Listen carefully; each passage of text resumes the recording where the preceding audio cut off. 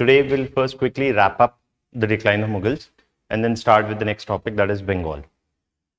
Now, to just briefly recap, what we were yesterday talking was that the Jagirdari system was in many ways one of the main, one could say, or it was almost like the steel frame, or it was almost like the skeleton of Mughal administration. Now, why we say was the skeleton of the Mughal administration? Because basically the Jagirdar was the most important functionary at the local level in charge of both maintaining troops and collecting revenue. And troop maintenance and collecting revenue, this is extremely essential for a war state. I was talking about that yesterday. That a war state is a state which is always looking to constantly expand its territory. And unlike many war states of medieval era, today you do not see that many war states. Now, what we need to, and we discuss the certain characteristics of the Jagirdari system as well. Now, the question is, how does it contribute to the decline? Now, in terms of what led to the decline, we had started a discussion on the political causes. And in the political causes, we had written about the fact that the absence of clear rules of succession is leading to a political, it's leading to political instability. That it was leading to a situation where there's Bahadur Shah, Jahandar Shah, Farrukh Siyar, and then Muhammad Shah Rangila. Also, we saw that there is groups like Irani, Turani and Hindustani, which are actually going to end up in an internal rivalry. But there's going to be what we call factionalism or groupism within the Mughal court. So that factionalism or groupism within the Mughal court is also something that we'll be witnessing here. And this factionalism or groupism is why? Why does it exist? It exists because all of them want prominent positions, whether that is of governors or that is of Jagirdars. So on the one side you have instability because there are no clear rules of succession. On the other side, this is getting further complicated because of the internal rivalry within the Mughal nobility. And what it is doing is, it is fueling more problems such as assassination of one group of nobles by the others, etc., etc. So this is a general point about political instability, and we'll write that in a bit. But before that, another important aspect is about the Jagirdari system is itself going to lead to certain problems. Let me explain first that, and then we can write down. See, if you see this Jagirdari system, in this Jagirdari system, there is a fundamental problem that we'll see even in the Aurangzeb era and more in the post-Aurangzeb era. What is going to happen is that when Aurangzeb came to power in 1656, he ruled almost for 50 years. In this period, the number of Jagirs that Aurangzeb was distributing, remained more or less the same. So there is no increase in the number of Jagirs. Now, please understand, when can a number of Jagirs increase? They can increase if you expand your territory, right? And did Aurangzeb expand his territory? Yes, he did expand the territory into the Deccan region. So despite expanding the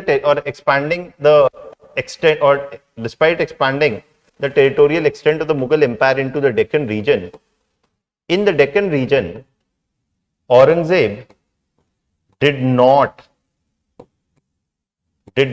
distribute Jagirs. Why is the question? In Deccan, why? Well, the answer for why Deccan Aurangzeb is not distributing Jagirs is something that I told you yesterday. that Jagirdari system is not a very efficient system of tax collection. Now, I'll explain this and I'll come to this point again. But let me first, what I told you yesterday, that when you're giving a percentage of revenue to the Jagirdar, you're giving away a sizable sum of money to the Jagirdar. And as compared to that, if you just appoint a salary revenue collecting official, that's cheaper or more efficient for the government. So, what I'm trying to say is that Aurangzeb realized, or Aurangzeb was well aware, that Jagirdari system is not the best way to improve the efficiency of tax collection, and so he did not distribute new Jagirs in Deccan region. But Aurangzeb is also aware of this fact that there are many potential Jagirdars, that many people want that their relatives must be given a Jagir. But he insisted on not giving Jagirs in Deccan region. Also, by the way, Aurangzeb is not replacing what? Aurangzeb is not replacing the Jagirs in northern India, or not removing Jagirdars in northern India. What you would see is, what Aurangzeb was starting to do was that in north and central India, the Mughals distributed Jagirs, which had been distributed previously as well. But in the newly expanded Deccan region, what Aurangzeb did, in the newly expanded Deccan region, he appointed salaried revenue collecting officials, not Jagirdars. So you had two different kinds of revenue collection system existing by 1700s. Not just two, there are others also. These salaried revenue collecting officials are called as Khalisa officials. These are called as Khalisa officials. Khalisa means royal. Royal officials whose only responsibility is to collect taxes. Why not replace this also with Khalisa officials? Because then the Jagirdars will rebel against whom? The king. I told you it's a mechanism to share power as well. But there's another reason why Aurangzeb introduces these salary revenue collecting officials in the Deccan. And that has got something to do with the wars that Aurangzeb fought. And that also is going to feed into this decline. See, I told you that for a war state to function, they need to win. The first thing for a war state to function is that it needs to win wars. Yes, so the army needs to win the war to capture more land. Yes, but there is a condition here. There is a star. It not only needs to win the war, it needs to win the war quickly and decisively.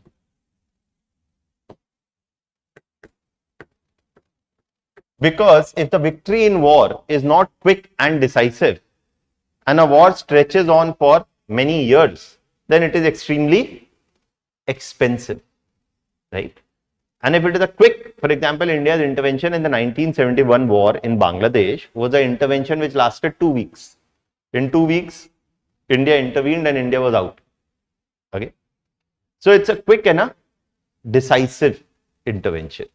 If you, for example, see the ongoing Russia-Ukraine conflict, it's an example of a prolonged conflict. A prolonged conflict is always going to be more expensive. And if it is going to be more expensive, and if I reach a situation that the cost of war or the cost of expansion or war is more than what?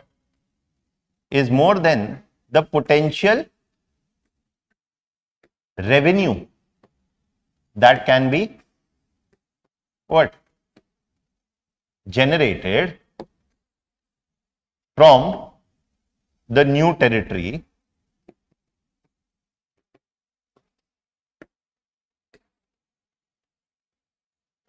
then that's a problem. Why is it a problem? Because if the cost of war is so high that the newly acquired territory, from that newly acquired territory, you expect to get a certain amount of revenue. But if the cost of expansion is so high that recovering that cost merely of fighting the war would require revenue from that land of 20, 30 years or more, then you've won the war, but at a huge cost. And it's a good example. It may also result in a situation that an empire may expand territorially but weaken financially. The Deccan Wars that Aurangzeb fought against Bijapur, Golconda and Marathas lasted, as I told you, almost for 30 years, 1660s to 1690s. The Deccan expansionist campaign of Aurangzeb lasted from something around 1660s to 1690s, where Bijapur, Golconda and Marathas were subdued by whom? The Mughals. But this came at a huge cost. And the huge cost meant that by 1790s, though the Mughals, by 1690s, though the Mughals were becoming territorially very large, or they were at their territorial peak, if I was to say, financially they were becoming what? Financially they were becoming weaker. And Aurangzeb knew this, that the Mughal Empire is becoming financially weaker. And one of his measures was what? Not to introduce what? Jagirdari system in the Deccan. He said in the newly acquired lands, we need to improve tax collection efficiency. No Jagirdari. We will only keep this as direct royal land or Khalisa land. Tax here will be collected by salary revenue collecting officials. It was a measure to improve efficiency in tax collection. Why? Because the empire is already now dealing with a financial stress. Let me tell you another fact, an interesting fact also. Of all the major Mughal rulers, like Akbar was there, Humayun was there, etc., etc. Aurangzeb is the only major ruler who ruled almost for 50 years. But there is no major Mughal monument that Aurangzeb has constructed in modern day India.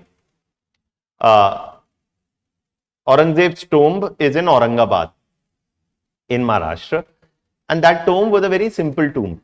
Okay, nothing like a Humayun's tomb.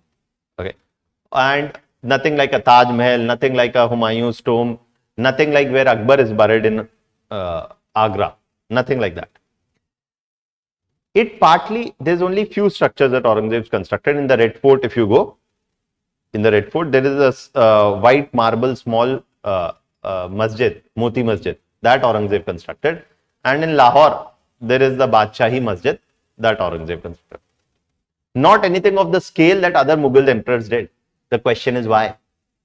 There are two explanations given. That one, Aurangzeb's empire was in a financial decline. The other, or by 1690s, Aurangzeb's Mughal Empire is under a financial stress. The other is said that he was a devout individual and he did not believe in living a very extravagant life. So whatever. But there is some truth definitely to the fact that Aurangzeb was well aware of the deepening financial crisis developing when? During the later part of his rule. Okay. So that much is definitely there. And history thus gives you a great lesson here, that not every war which can be won must be fought. Just because you can win a war doesn't mean it is in your state's interest to fight it. Because you should keep in mind, if you can win a war, can you win it quickly and decisively? If the cost of expansion is prohibitively high, then better not to do it. Okay. And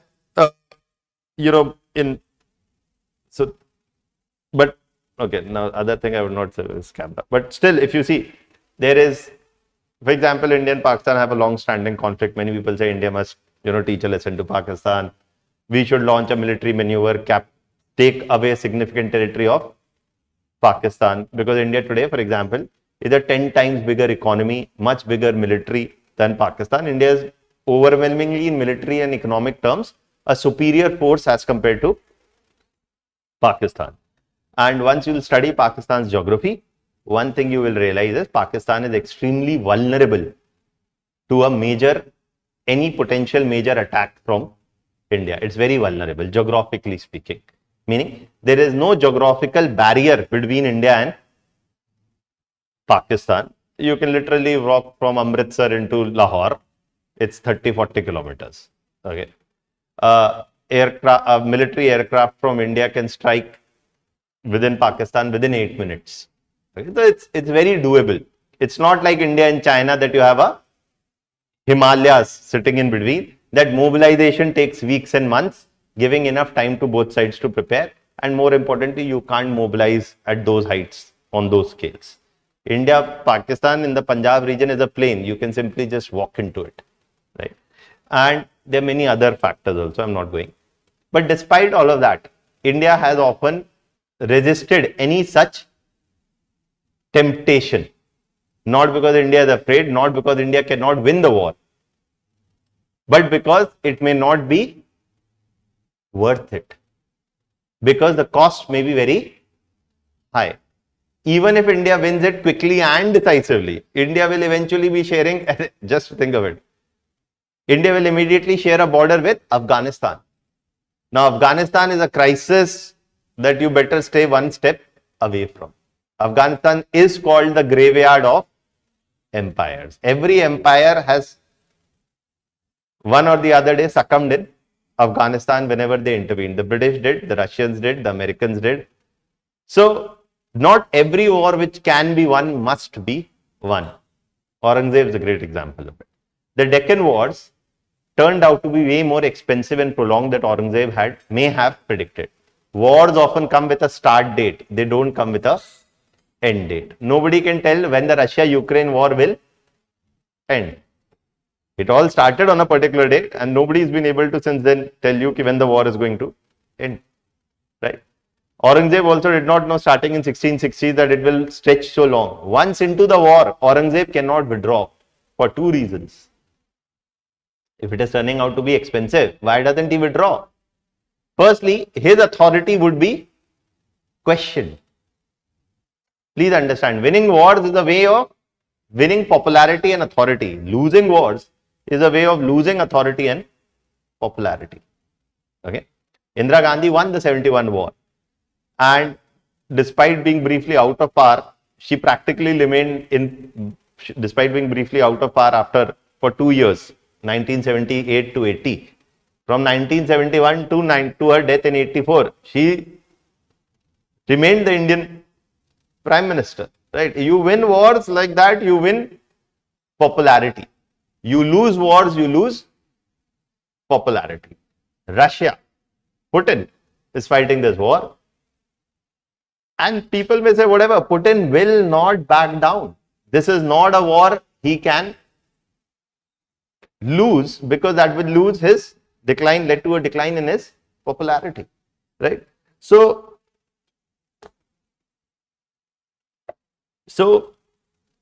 and what I've also, and I will not go anywhere else, but what I'm trying to tell you is, once into this war, Aurangzeb cannot afford withdrawing from the war. And what he wants to do is expand and increase the territorial size of his empire, right? So, wars are a tricky business, and always, even the bigger army doesn't always win, even if it wins. And if the small army imposes a big cost on the bigger army may win territorially, but may end up weakening financially. This also contributed to the decline of Mughals. What? The actions of Aurangzeb himself. Which action? The costly Deccan expansionist campaign. Okay. This is also contributing to the decline of Mughals. Don't worry, we'll write, I'll dictate, you don't worry. You just understand. And it is territorially expanding the empire and economically weakening the empire. The Jagirdari, and as a desperate measure, he tries to introduce the Khalisa system to improve efficiency in tax collection but that reform is not enough to deal with the economic decline that is being faced. Also, once Aurangzeb dies, what is happening? Another problem in what? In this, there's another problem in this Jagirdari system. Once Aurangzeb dies, the Jagirdari system is supposed to be under the Jagirdar was supposed to be under the watch of whom? The governor and the king, basically. Yes. And it's supposed to maintain a fixed number of troops. What if he does not maintain a fixed number of troops and horses? The Jagirdar could be removed by whom? The king could remove the Jagirdar. But after 1707, once Aurangzeb dies, there is a general political instability and confusion in the Mughal Empire. And many of the Jagirdars now saw an opportunity to do what? That on paper, if they were supposed to maintain 2000 troops and 200 horses, they would maintain 1000 troops and 100.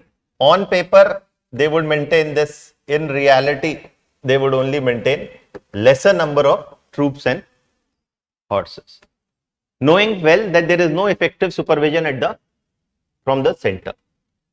The Jagirdars would not maintain the required number of troops and horses. And in the absence of central supervision, there is military. Now, there's corruption in the army. There is military underpreparedness also happening. Why are the Jagirdars doing that? One reason, they know that they can pocket this money. They are supposed to maintain this. So, the money which was supposed to maintain 2000 troops, now they are only maintaining 1000 troops. The rest they keep in their pocket. Yes.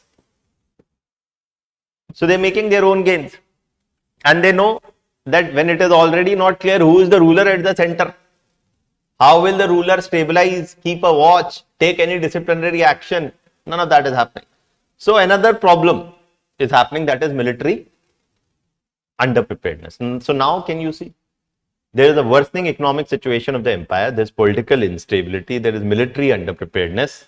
All of this is going to contribute to what? The decline.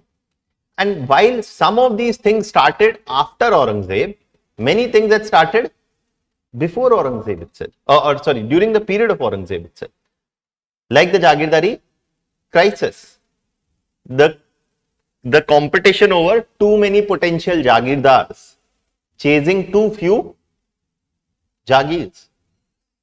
Also, some of the actions of Aurangzeb also contributed to the decline of Mughals. The classic is the costly Deccan wars. So, just to say that Aurangzeb declined, so Mughal Empire declined, doesn't even take into the account that many of the actions of Aurangzeb also contributed to the decline. And the last major point that I want to talk about here is two things. One is about technology and the other is some social factors. And don't worry, we'll write everything down. In terms of technology, see, I told you, wars armies win because of, if you want to win a war, you need a well-disciplined army, but you also need a well-disciplined or trained army, but you also need well-equipped army. And it must be, if 20,000 troops can also defeat 1 lakh troops, if they are well disciplined, well armed and are technologically more superior than the larger army. If the fate of wars could only be decided by what? Who had more troops and who had better weapons, then what should happen? On the battlefield, both sides must come. It's like, okay, you have 50,000 troops, I have 1 lakh. You have these guns, oh, I have these guns. You have these aircraft, oh, I have these aircraft. You're not gonna win. Let's sign. If outcomes of wars could be merely predicted by these aspects, then every outcome of every war should be very predictable, na? When a Dream 11 match is not predictable, how come wars be predictable? Right? So one factor which does contribute in a big way is technological superiority. It allows even a smaller army to defeat a bigger army.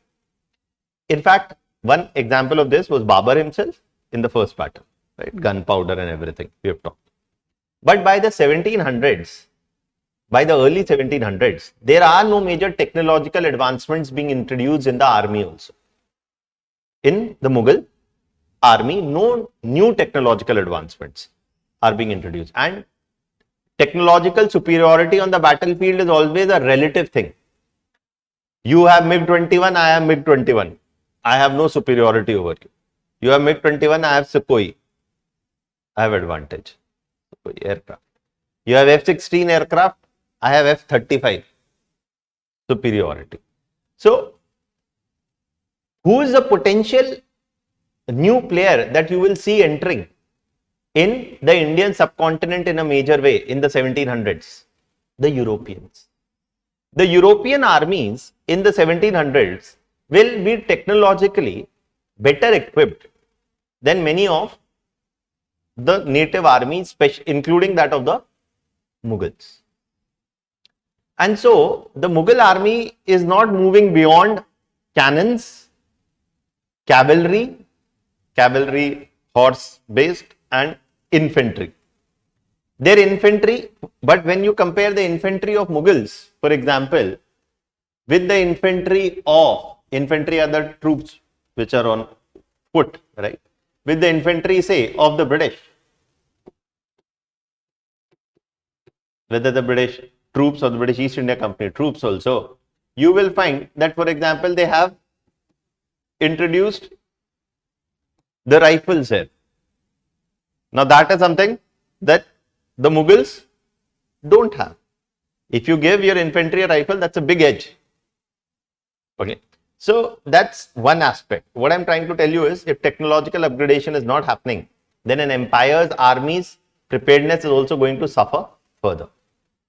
It is not clear who's ruling at the center. The Jagirdars are stealing, not maintaining troops. Who's going to care about technology? Right? So that's also something which is missing. And the last factor is the social factor, which is, it is often argued, and you can give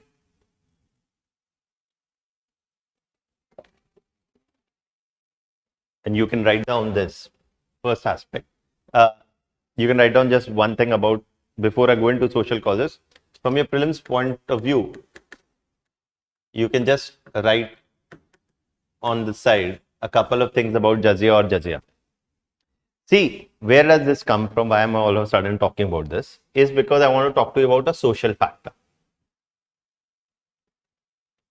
Some historians argue that, for example, that the decline of Mughal empire happened, apart from other reasons, also because another reason that contributed to the decline of Mughals was the imposition of the jazia. Okay, it's written in both these ways. Now, what was jazia as a tax? What are some of its features? You should know from a prelims examination point of view. And how does that contribute to the decline? I'll talk about it. But just let me first give you a sense about what this tax is. The jazia tax, you should know, was, for example, was an additional religious tax imposed upon non-Muslims. Now, please understand, an additional religious tax imposed upon non-Muslims. So, for example, agriculture would be taxed, and a tax on agriculture all peasants are supposed to pay, whether Hindus, Muslims or anybody. But a tax on agriculture all peasants are supposed to pay. But in addition to this tax, an additional tax, and this additional tax, the jazia was an additional religious tax, and the tax was 1 to 2%. So it was an additional tax of 1 to 2% apart from the agricultural tax. So apart from this agricultural tax, an additional 1 to 2% tax has to be paid by the non-Muslim peasants.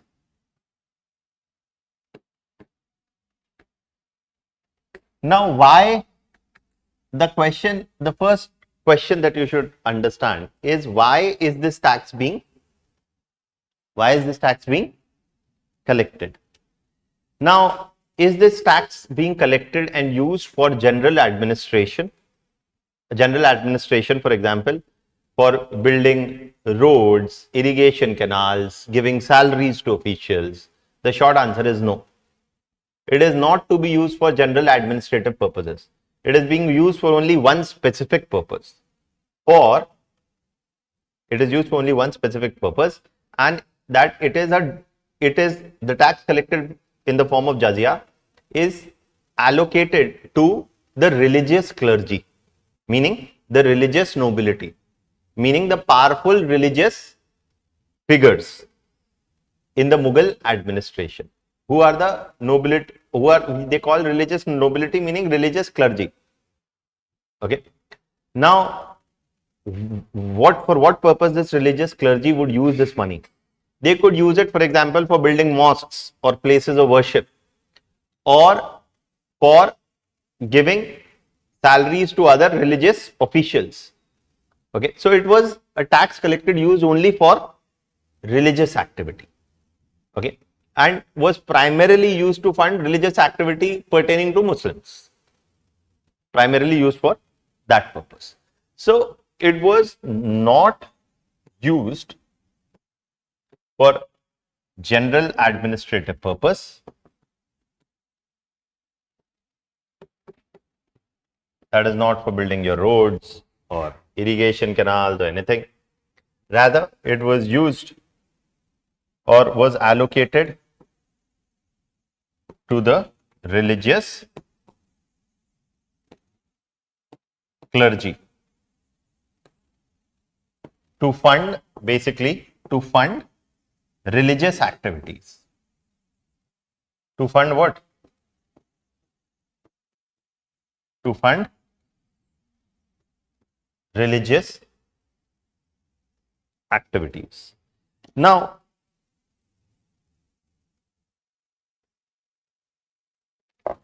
here's the next point that you should know. Jizya was not always a constant feature of the Mughal Empire, meaning all Mughal rulers did not impose jizya. Okay, and I'll come to this in a minute. So, all Mughal rulers did not impose jizya. For example, Akbar's rule, the 50 years of Akbar rule, there is no jizya. In fact, before Akbar, there was jizya. Akbar's rule, no jizya. So, you should remember that jizya, because these points are asked in the prelims examination, that jizya was imposed throughout the Mughal rule. The short answer is no. Jizya was not a constant feature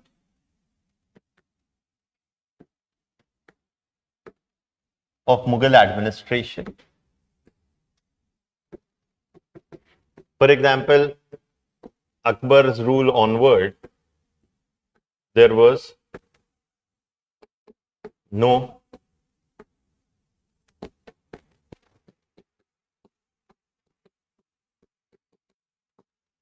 and when you go this to Aurangzeb's period, Aurangzeb imposed what? Jizya again. Before Akbar, Babur had also briefly imposed jizya. Okay, so Aurangzeb imposed jizya, but this was also not imposed during the 50 years of Aurangzeb's rule. So between 1656 to almost 1707, in these 50 years, in the later, in fact, sorry, if you were to say somewhere around 1680s onwards,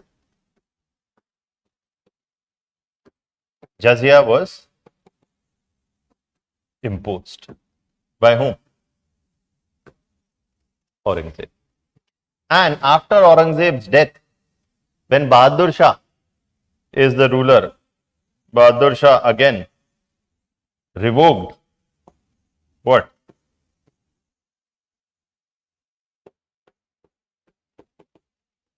Jizya. So what you will see is this would keep happening from where? In some texts, also let me tell you, in some books it is written that not Bahadur Shah, but after Bahadur Shah, when Jahandar Shah came, he revoked jizya. If an option Bahadur Shah is there, you can take that also. That's correct. Okay.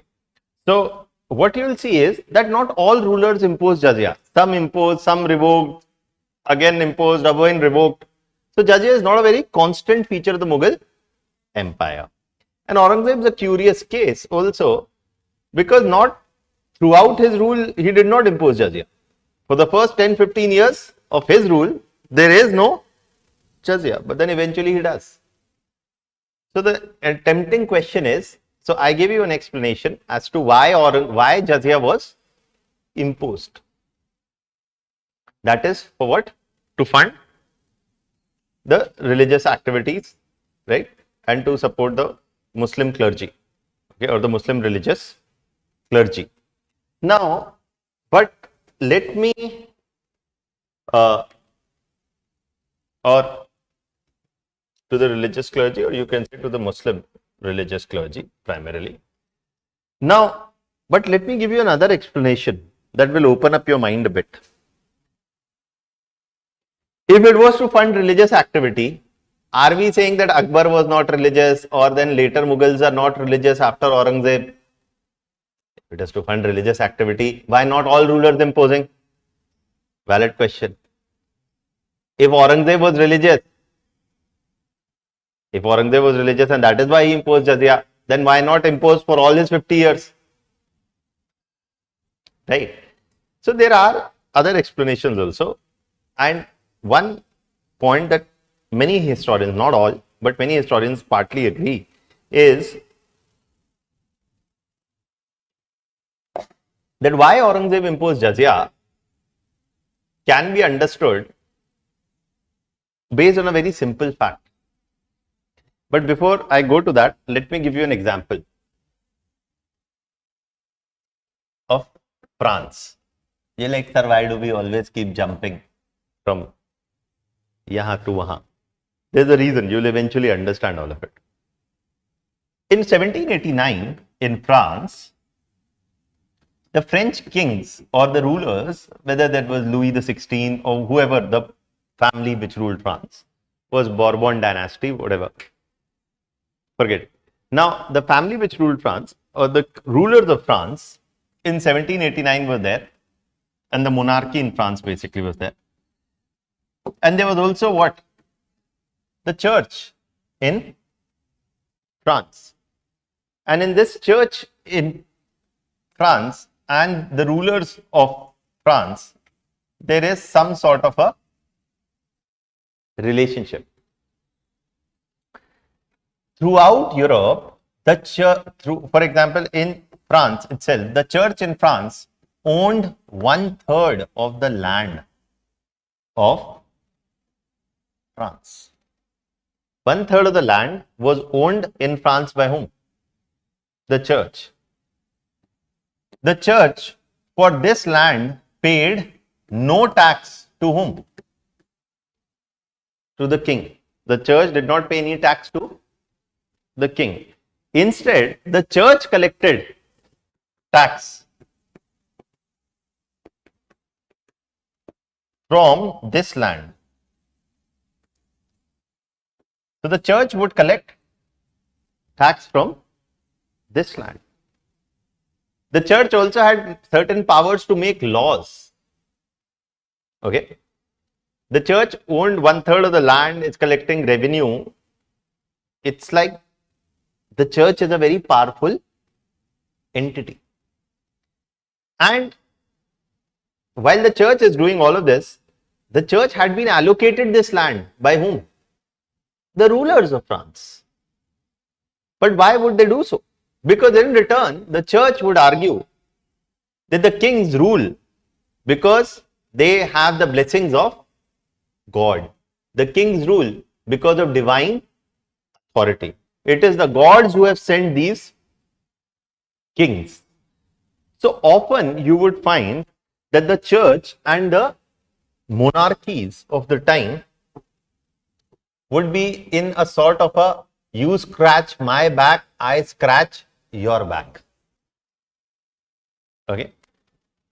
So not just the kings would allocate lands to the church, would not collect taxes from the church, which would allow church and institutions like the church to become more powerful entities.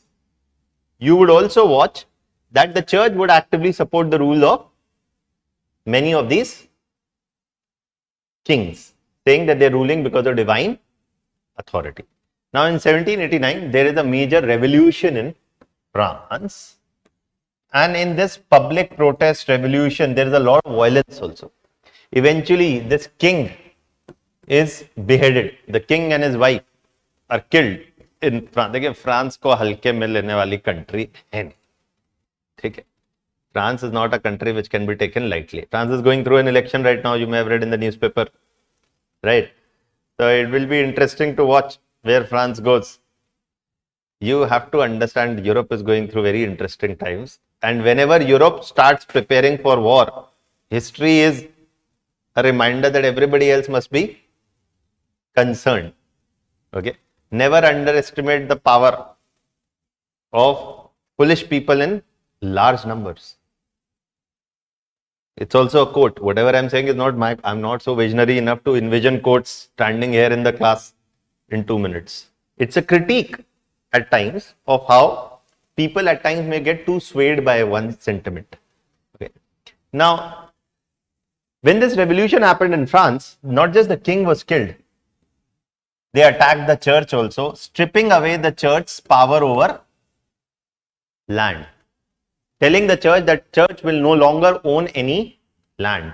And after 1790s, the new governments after 1800s, basically, the new, for example, in 1799, there came a new ruler in France, 10 years after this revolution, Napoleon. Napoleon became a ruler in France in 1799, 1800, 10 years after this public protest started. Napoleon said, I don't need the church. I don't need church's blessings. I don't rule because of divine authority. I rule because of the wishes of the people. He called the Pope, come. He called the Pope to his coronation ceremony. Normally the Pope would put the crown, coronating a new ruler, saying that God's bless you. When the Pope came, he said, give me the crown. He took the crown. I am the king, who's been appointed by the people, doesn't need the church's support. And this is how the idea of secularism was born in France and in Europe, where they are saying that the church must not interfere in politics. Okay. Now, I'm not going to a discussion on Indian secularism, Western secularism, this secularism, that secularism. You study that in polity or whatever. Okay. What I am telling you is how this idea came. What I'm also indirectly telling you is that religious clergy and rulers often have shared a close relationship. And when Aurangzeb came to power, he came to power under controversial circumstances, not just killing his brothers, but imprisoning his father, who was the Mughal ruler, and did not receive initially support from the religious clergy. So, and historians argue that to bring a change of opinion and a change of heart of whom? Of the religious Muslim elites, Aurangzeb is like, why don't I allocate you some jizya? You can get some land. I can give you some money. You can carry out religious activity. It will show me as an individual who's a deeply religious individual. Okay, being religious is good for politics apparently in the subcontinent. It is a long history. Okay. But more importantly, soon the religious clergy will have a change of heart and will bless Aurangzeb also. For example, the Friday prayers in the mosques in this time would be offered in the name of the Mughal ruler. So, on the Friday prayers, which are more auspicious for Muslims, in the mosque would also be taken the name not just of God, but after that of the Mughal ruler. This would happen with whose blessings? The religious clergy's blessings. It's simple. You give me land, I give you support. I will not talk about today, but if you were to look around yourself today, religious institutions, whether of any religion, are allocated land by government. Okay, if you just go to Delhi's Lutyens area, you will find tremendous amount of land worth thousands of crores allocated to religious bodies of all religions. First, safeguard myself. Not talking of any one religion. All of that land is allocated free. Religious institutions do not pay any tax. आपने सुना है क्या? Donation 18% subject to 18% GST. Religious institutions don't pay any tax, not just in India, all over the world. How can you tax God? Right. So what does this mean? This means that entities who are sitting on prime real estate, paying zero tax, are they powerful or they are powerless? Whether they are powerful or not, there was some legendary figures who went on Twitter writing in 2014 that within 10 years, 1 rupee will become equal to $1. Whether 1 rupee became equal to $1 is anybody's case. You can check for yourself. But a lot of these people got thousands of hectares of land allocated to themselves in Uttarakhand, being called as Corunil. Okay, enough said. Good thing to say these things in English, so that some people who are watching online will not understand. So, what I'm trying to tell you is this, that this association between the state and religious elites is an old phenomenon, nothing new in it. And Aurangzeb, through the imposition of jizya, is trying to win over the Muslim religious clergy on his side. That is another explanation. And it's not that both these explanations are not true. Both can be true. It is to support religious activity, but a deeper explanation is it is also to win over the support of the religious clergy for Aurangzeb's rule. Now, historians argue that this jizya's imposition is not going to make people happy when majority of people are non-Muslims, and even though it's a small additional tax, it is not going to win the king any popularity. So it also contributed to the decline of Mughals. Now, some people would go on WhatsApp and say the reason why Mughals declined is because they imposed jizya. I am saying this is one of the contributory factors. I am not saying this is the only factor and nowhere I am saying in this discussion that this is the most important factor, because I don't want to get into this debate and neither you are required to get into this debate. Okay, you need to know what are the major factors. That's it. Not rank the major factors as 1, 2, 3, 4. Do you get it? So don't get into this useless debate. We don't need to go in there. So I hope this is clear. All of these are causes which contributed to the decline of Mughals. How are mains questions framed from this? I'll explain in a minute. But first you write down. Any doubts still here? Anything first in what I've explained? Any doubts? Okay. So you first write down. Then I'll explain.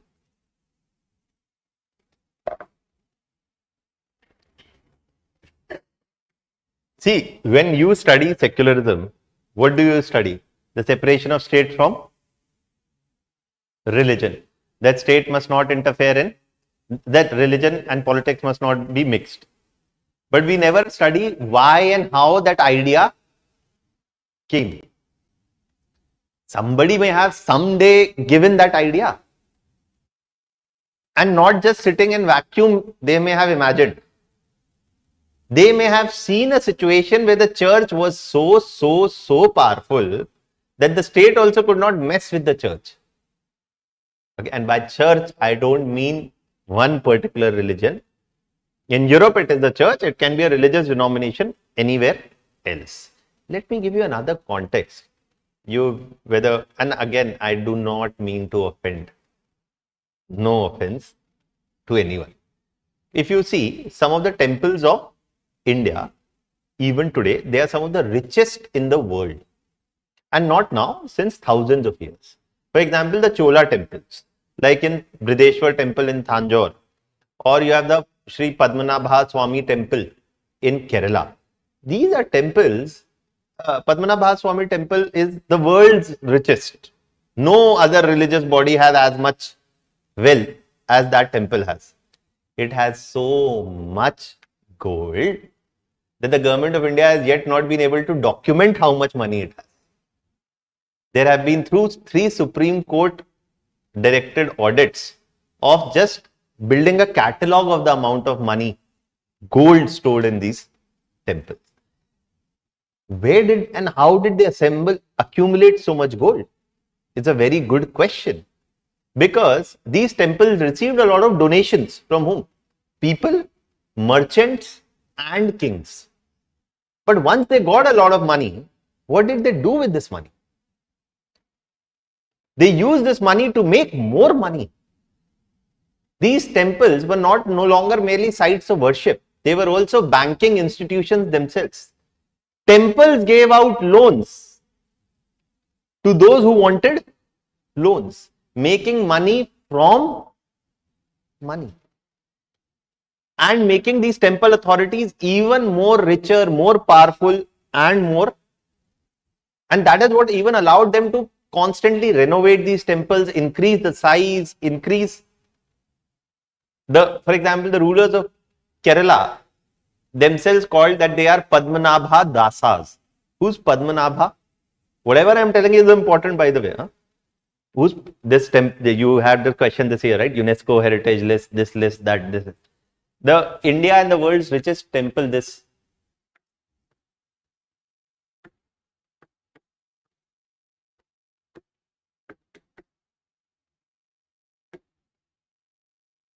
This temple, the Padmanabha Swami temple, it is in Trivandrum in Kerala. This is a temple dedicated to which god? Lord Vishnu. Now, basically, and the amount of wealth this temple or other such temple complexes have, it's a good example of how many temples in ancient India were not merely sites of worship, they were themselves prominent financial institutions themselves, supporting and funding merchant activities across South and Southeast Asia. Okay. So, what I'm trying to tell you is that religious sites have not merely been sites of worship historically, they have been politically and economically very powerful. It may be anybody's case that a church in Europe's economic power may come from control over land, but here the temple's powers may come from their dominating influence over money and trade. So how they made their money may have differed, but temple institutions have also been powerful. The same can go for mosques and all. I don't know much. I have no intention. I am saying in full respect and disclaimer. Okay. So what you see, this is something that you should understand, and this question has been asked in your mains examination before, that temples of ancient India were not merely sites of worship but were active sites of trade and commerce. Comment. I'm just telling you right now so that at least you build a bridge. Later when you study, you will be able to draw a connection. Okay. So because see, a student who only studies that, oh, ancient Indian temples were such well-doing institutions financially, may be tempted to assume that it happens only in India. But I just told you it also happens in okay. So now you can write. We were writing yesterday political causes. Yes. So political causes of decline of Mughals, and within the political causes we had written about lack of clear rules of succession, and we had then said that between 1707 to 19 there were frequent change of power. Further you can write, moreover, Moreover, these succession disputes were further complicated. These succession disputes were further complicated by bitter factionalism. Factionalism means groupism. Factionalism within the Mughal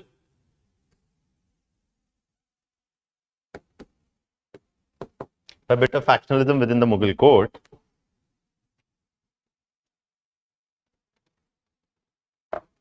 where Irani, Turani and Hindustani groups or Hindustani nobles often competed with whom? Often competed with each other. Often competed with each other. For what purpose? Often competed with each other for asserting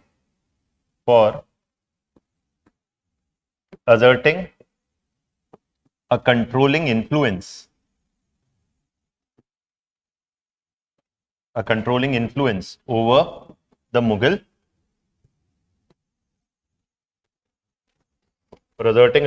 influence over the Mughal, court. For example,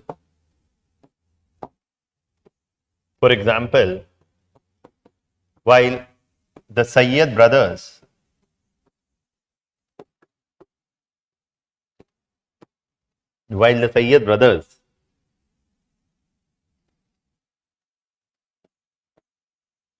organized an assassination of whom? Farrukh Siyar.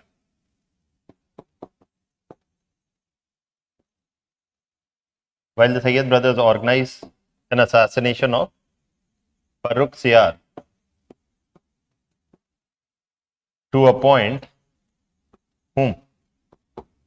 Muhammad Shah. Organized an assassination, while Farrukh Siyar organized an assassination of, Sayyid brothers organized an assassination of Farrukh Siyar to appoint Muhammad Shah to the throne in 1719. Soon, the Irani nobles, led by whom? Asif Jahan I,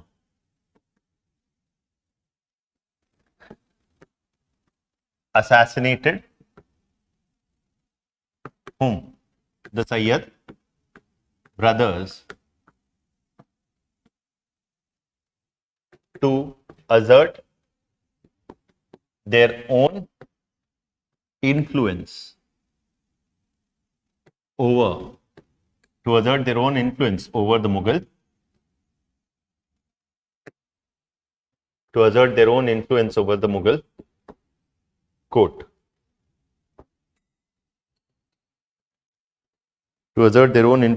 Mughal, court. Next point you write is about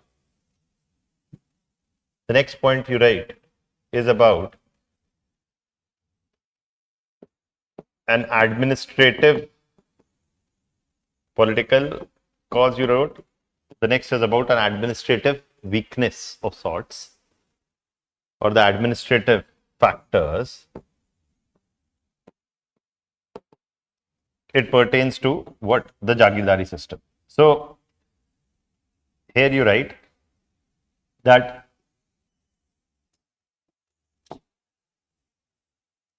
a Jagirdari crisis, a Jagirdari crisis where too many what?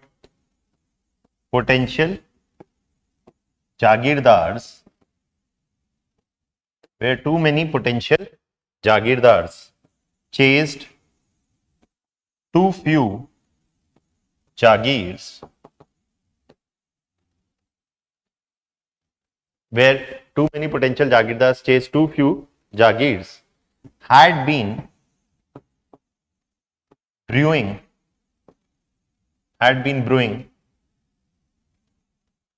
since the later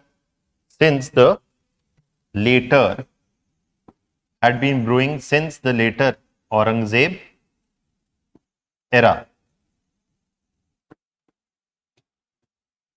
meaning from 1680s to 1707, later Aurangzeb era, right? Not throughout the Aurangzeb era, later Aurangzeb era. Had been brewing since the later Aurangzeb era.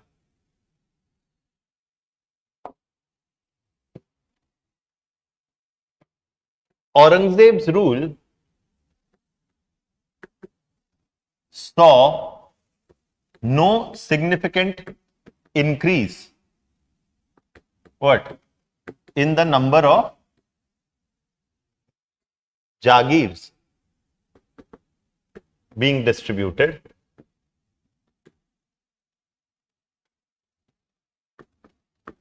as the Deccan region was brought under the Khalisa system of revenue,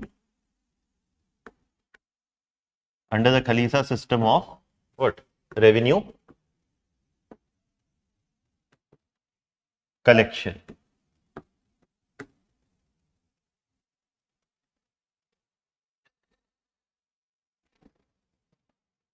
Now, here you write another point that, so I've explained this, right? I've explained most of the points now, so I'm more focusing on writing. If there's something else, I'll explain in a bit. Another point that I told you was that this also resulted in a situation where there is a corruption developing in the Jagirdari system, where Jagirdars would not maintain the requisite number of troops. So this is an administrative weakness also, and this is a weakness of the army as well. You get it? Right? So you can write, and this is in, just for your understanding, you can also write this is a cause related to the army also. That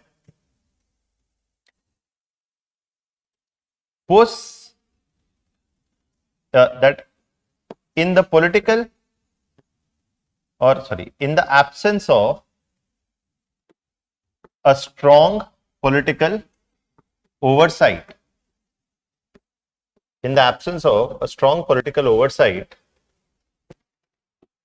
in the post Aurangzeb era,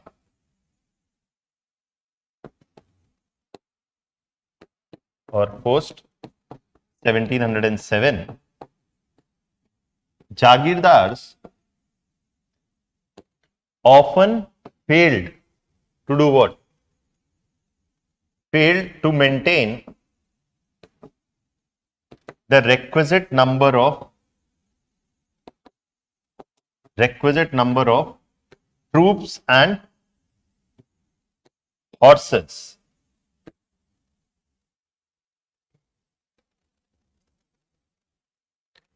This led to a systematic corruption and military This led to a systematic corruption and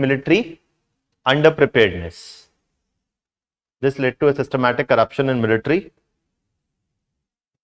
underpreparedness.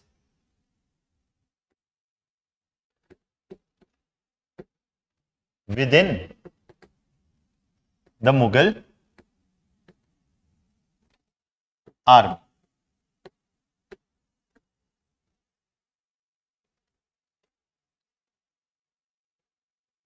So this, this is also contributing to what? The decline of the Mughals.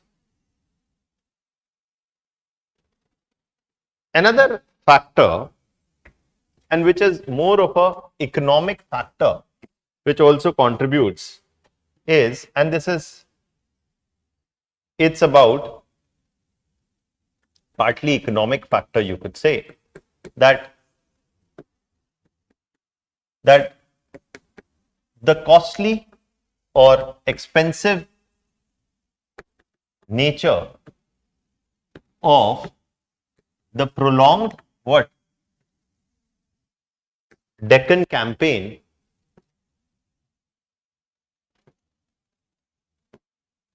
under Aurangzeb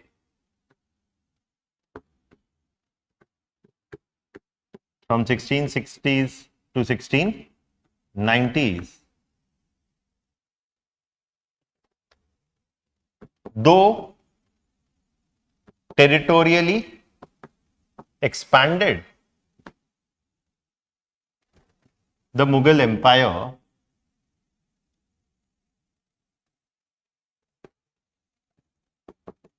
but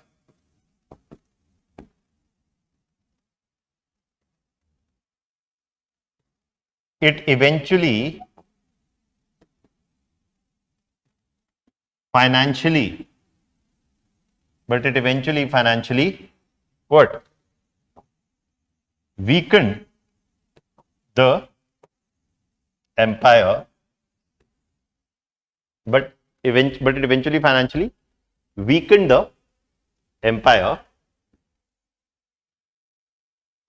as the revenue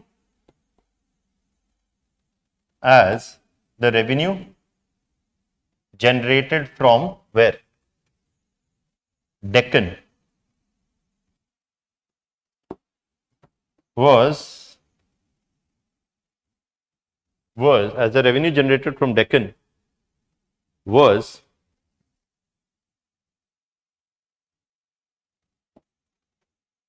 unlikely to restore or was unlikely to recoup the cost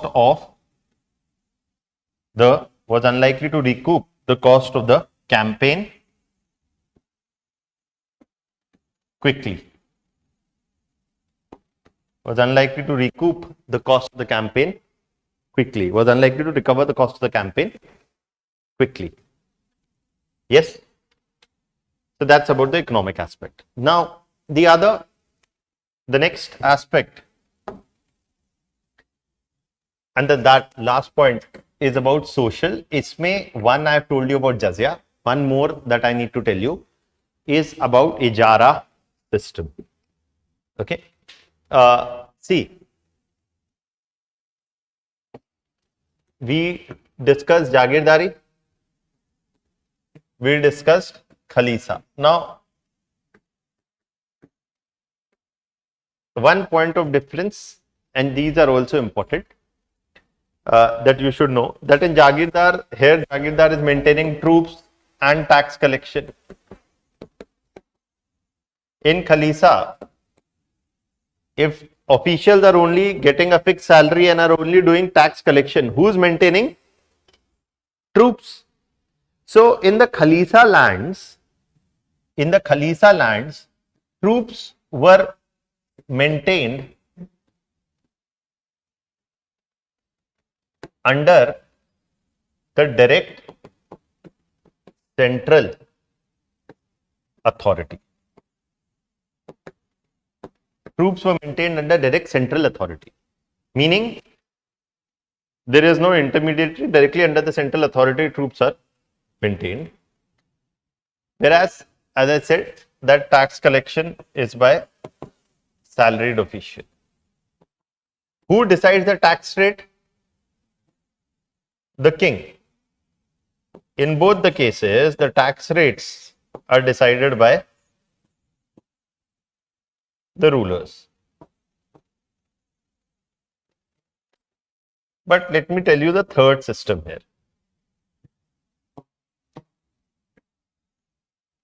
That is the Ijara system.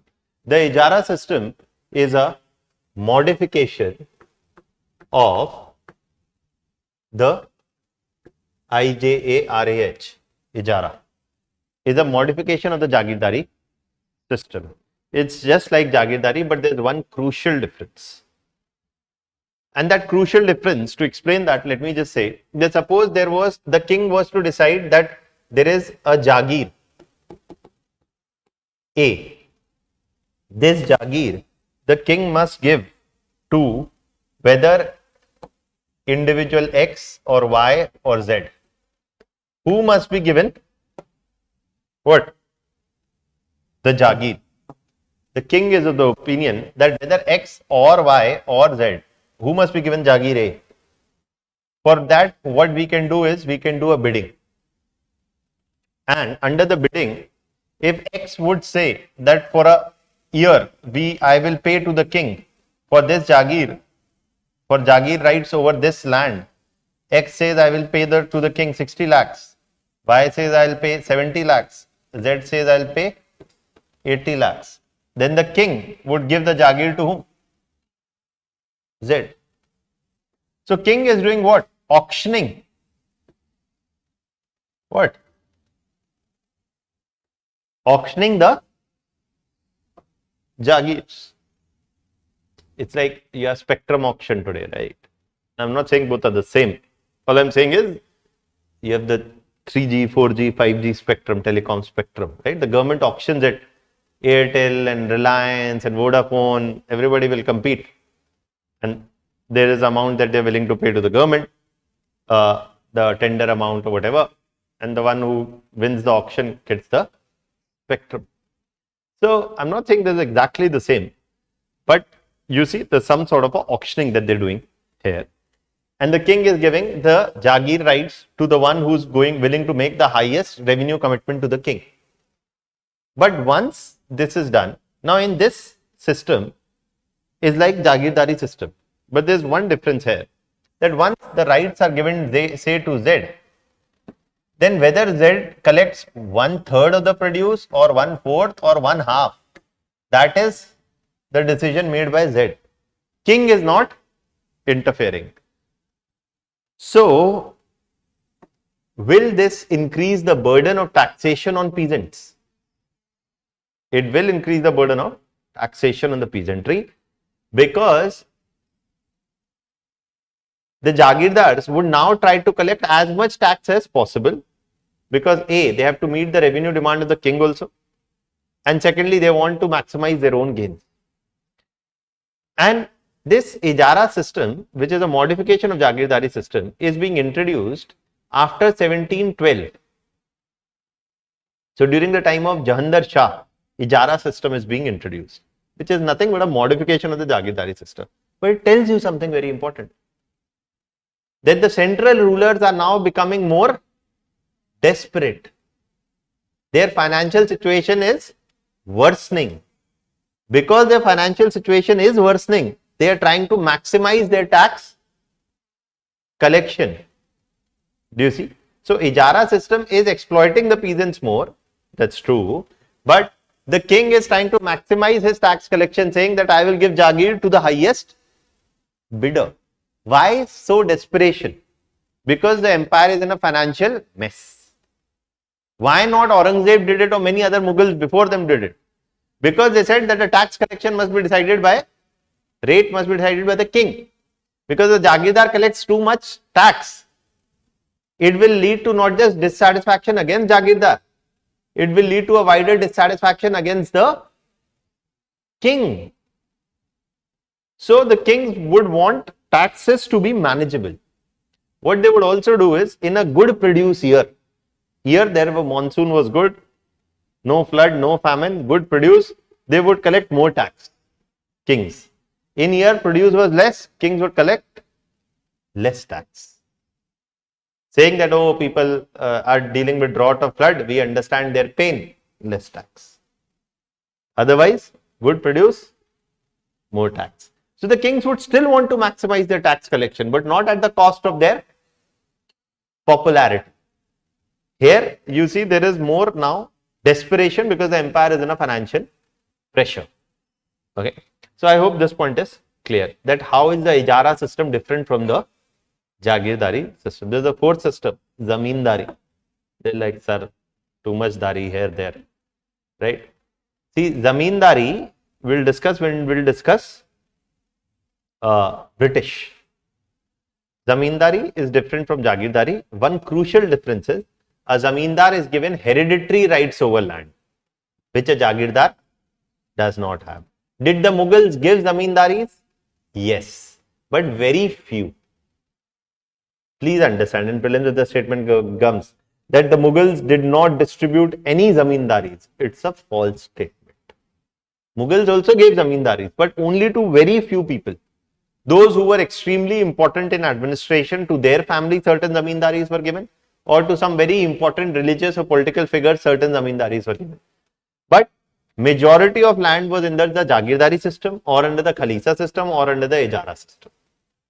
Okay, I hope this point is clear, right? So you just write down about Ijara, Jagirdari and Ijara. In Ijara system also land ownership is with the king. There's only one difference between Jagirdari and Ijara. That is that the tax collection rate can be decided by the Jagirdars, and the king is auctioning the rights of Jagir to the highest bidder.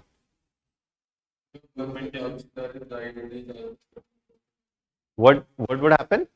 Once basically a Jagir is allocated for a particular time period now, right? Obviously, like it is not for perpetuity. That's why I'm saying it's not for Jagirdars were allocated rights for, not for perpetuity. Okay, it's being allocated for certain. Even if you see spectrums today, which are auctioned, they are not auctioned for perpetuity. Just for 10 years or 15 years or 20 years, and they're again re-auctioned. That's why you will keep seeing auctions happening, 3G spectrum, 4G spectrum, again and again and again. So that keeps changing. Yes. Troop maintenance. The Jagirdars still are in charge of troop maintenance.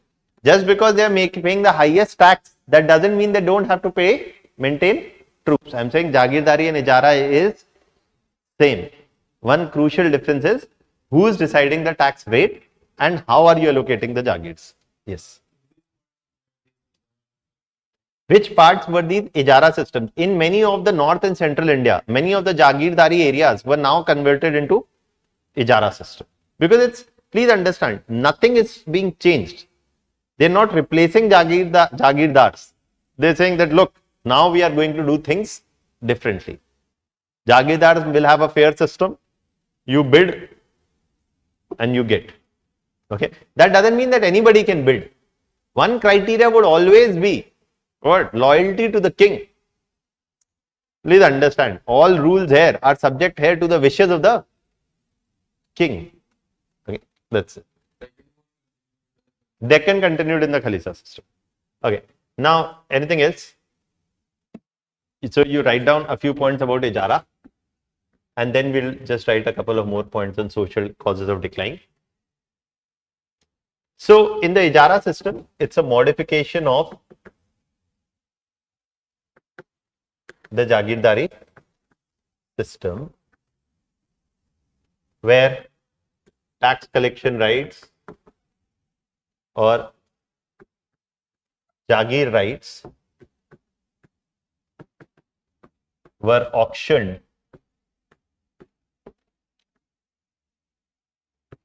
by the king to whom?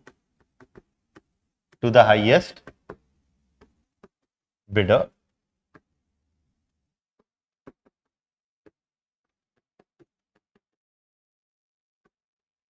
To the highest bidder.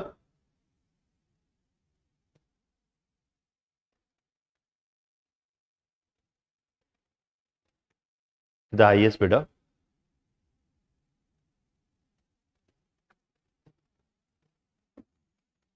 And also what you would find is that the Jagirdars were free to decide the tax collection rates on their own. Unlike whom? Unlike the Jagirdari system. In the Ijara system, the Jagirdars are free to decide the tax collection rates on their own. Also, this would give a more free hand to Jagirdars and this increased the burden of taxation on whom? Peasants. On the peasantry, and it is introduced by Jahandar Shah.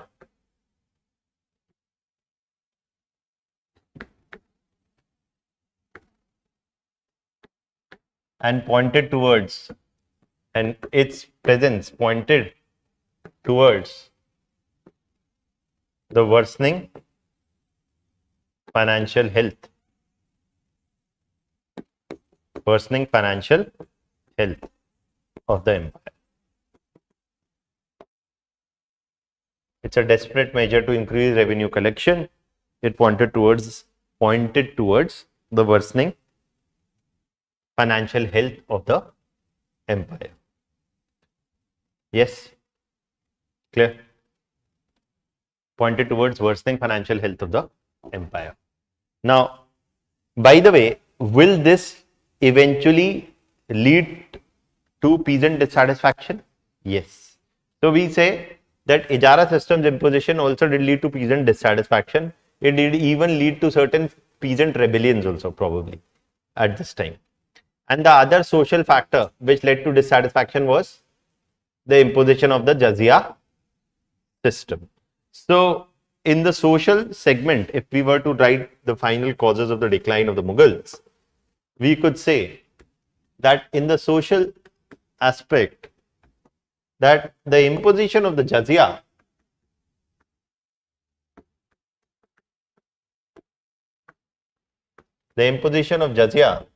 or a religious tax upon non-Muslims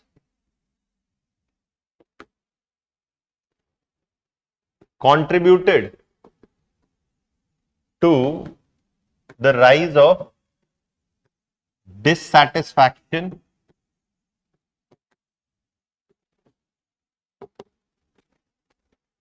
the imposition of jizya. And think of it, Bahadur Shah revoked jizya. If jizya was the only cause of decline of Mughals, then once Bahadur Shah revoked jizya, then decline of Mughals should have stopped. Right? It's a contributory cause. Right? So, the imposition of jizya contributed to the rise of dissatisfaction against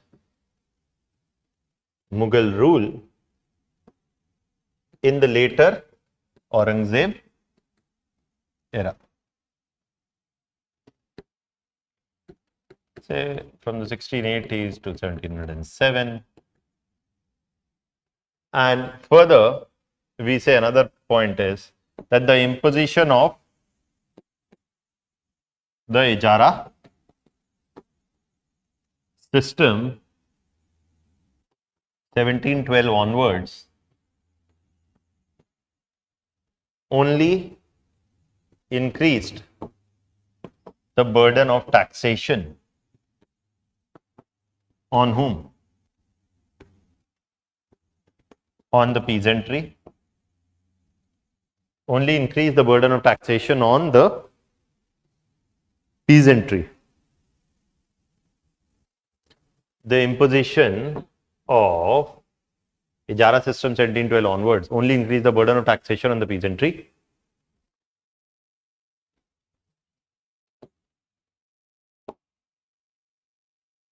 Which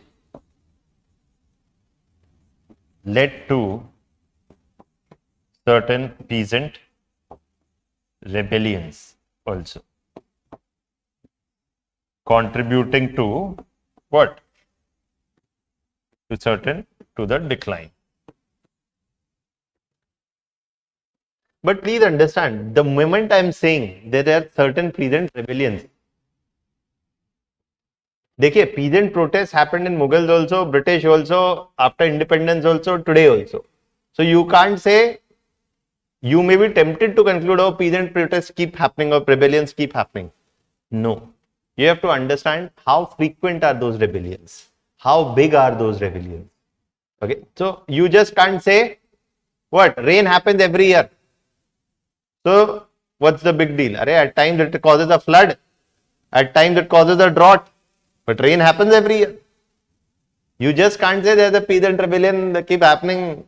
They've been happening for 300 years or 1000 years. They keep happening. You have to also question how frequent they are, how big they are, what is the nature of those rebellions. Are they more temporary? Are they more sustained or whatever that? Okay. Yes.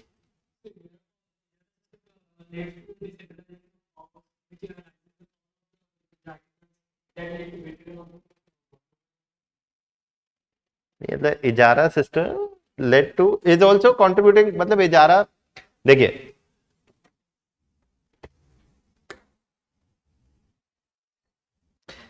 Shekhar Bandyopadhyay writes that the Jagirdari system served as a centrifugal force,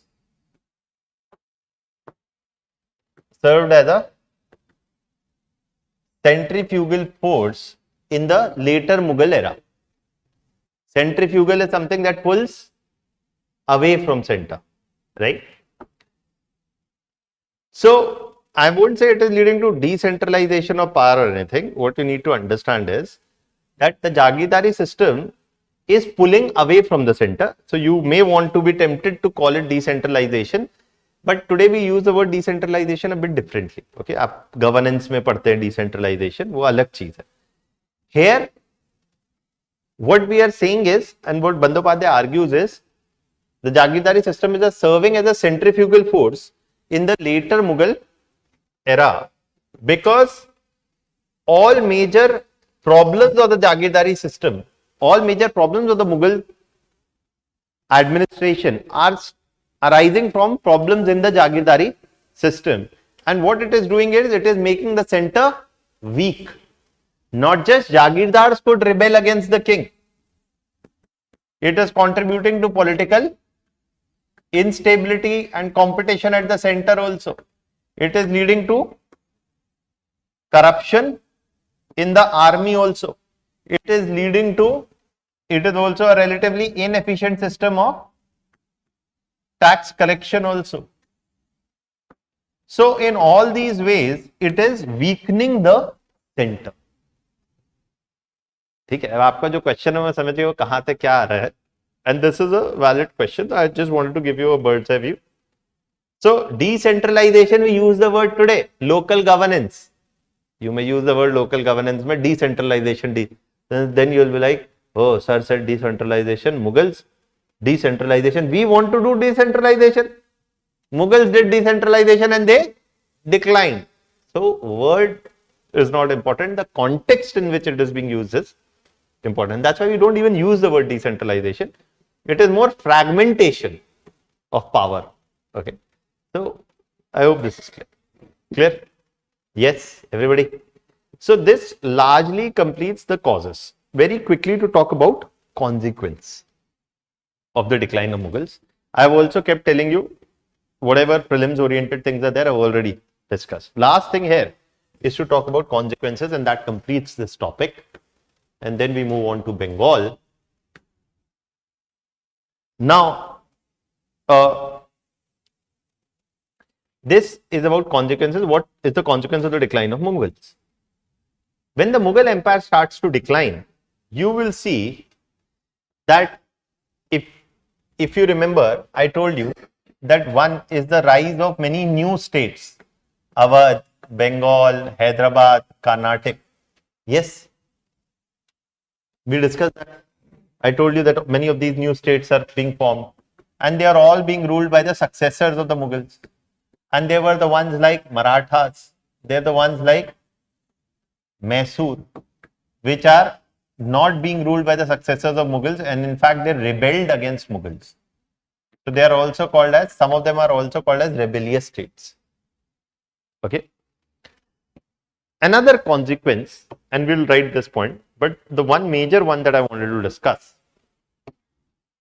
was that history does, to a certain extent, repeats itself. I'm using the word to a certain extent. It does repeat itself. By 1730s, the rulers of Delhi are very weak. The Delhi rulers are very weak. Awadh, or as we'll see Bengal today, or Hyderabad, or Karnataka, all these rulers are being, all these states are being largely ruled by successors of Mughals. Many of them were earlier nobles in the court of Aurangzeb, who became rulers of these states. We'll see that. The central Delhi rulers are becoming very weak when Muhammad Shah Rangila is at the throne. And this is where in 1739, coming from our same Khyber Pass and from the same Peshawar, the only difference is that this time those who are coming, they are again coming from the Afghan region, but they are of partially an Afghan origin and they are partially of a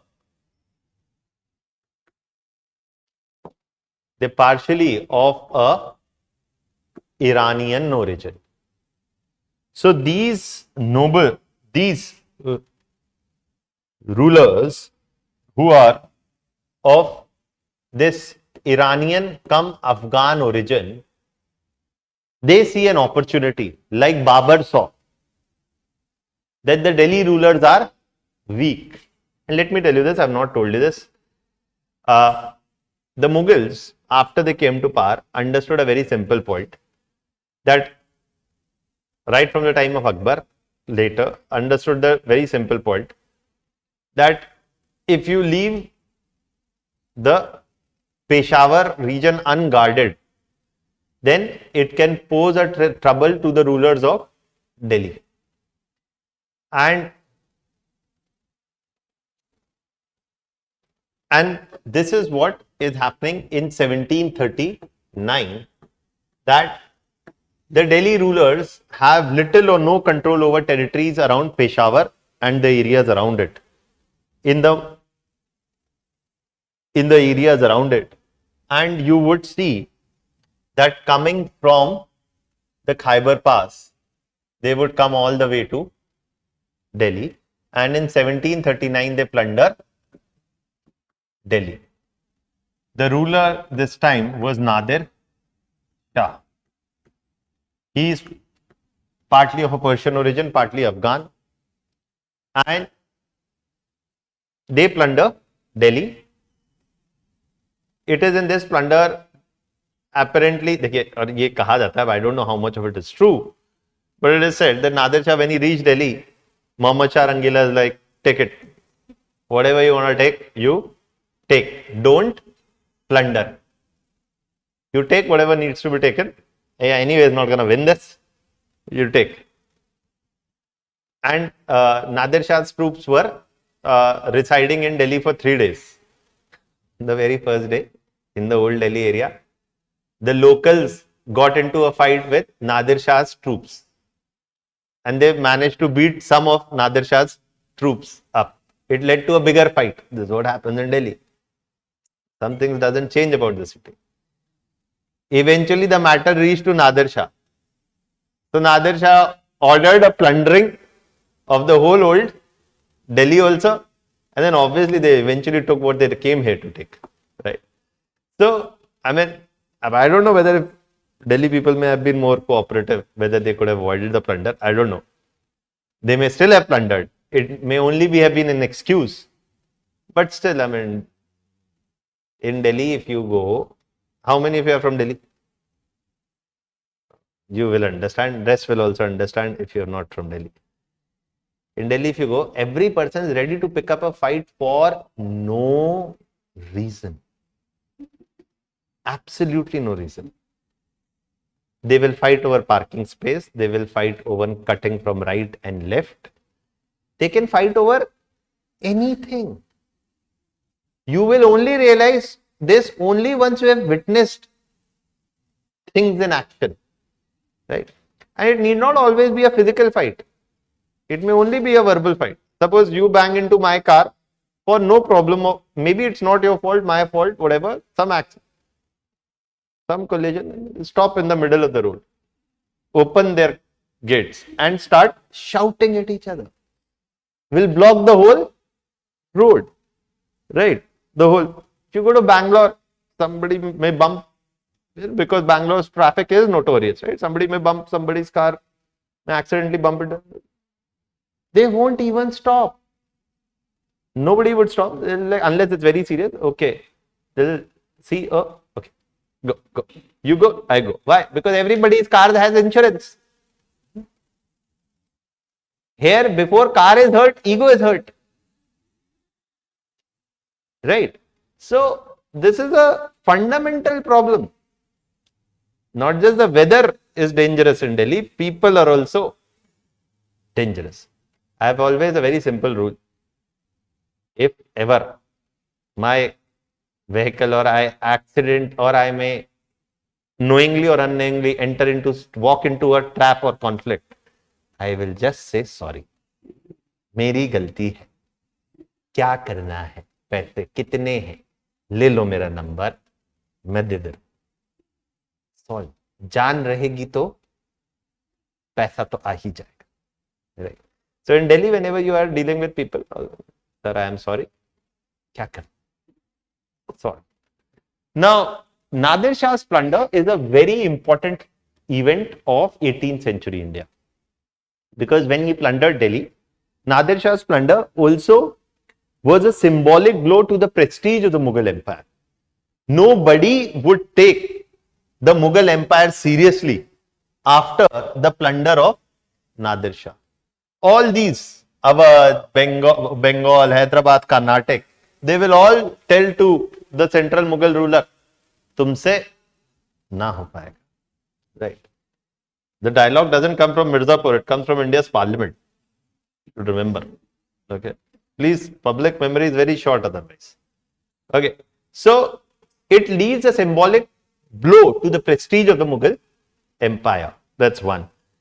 Second is that it plundered Mughal revenues at the center. One of the most important things that Jahangir and Nadir Shah in his plunder took away what was called as a peacock throne.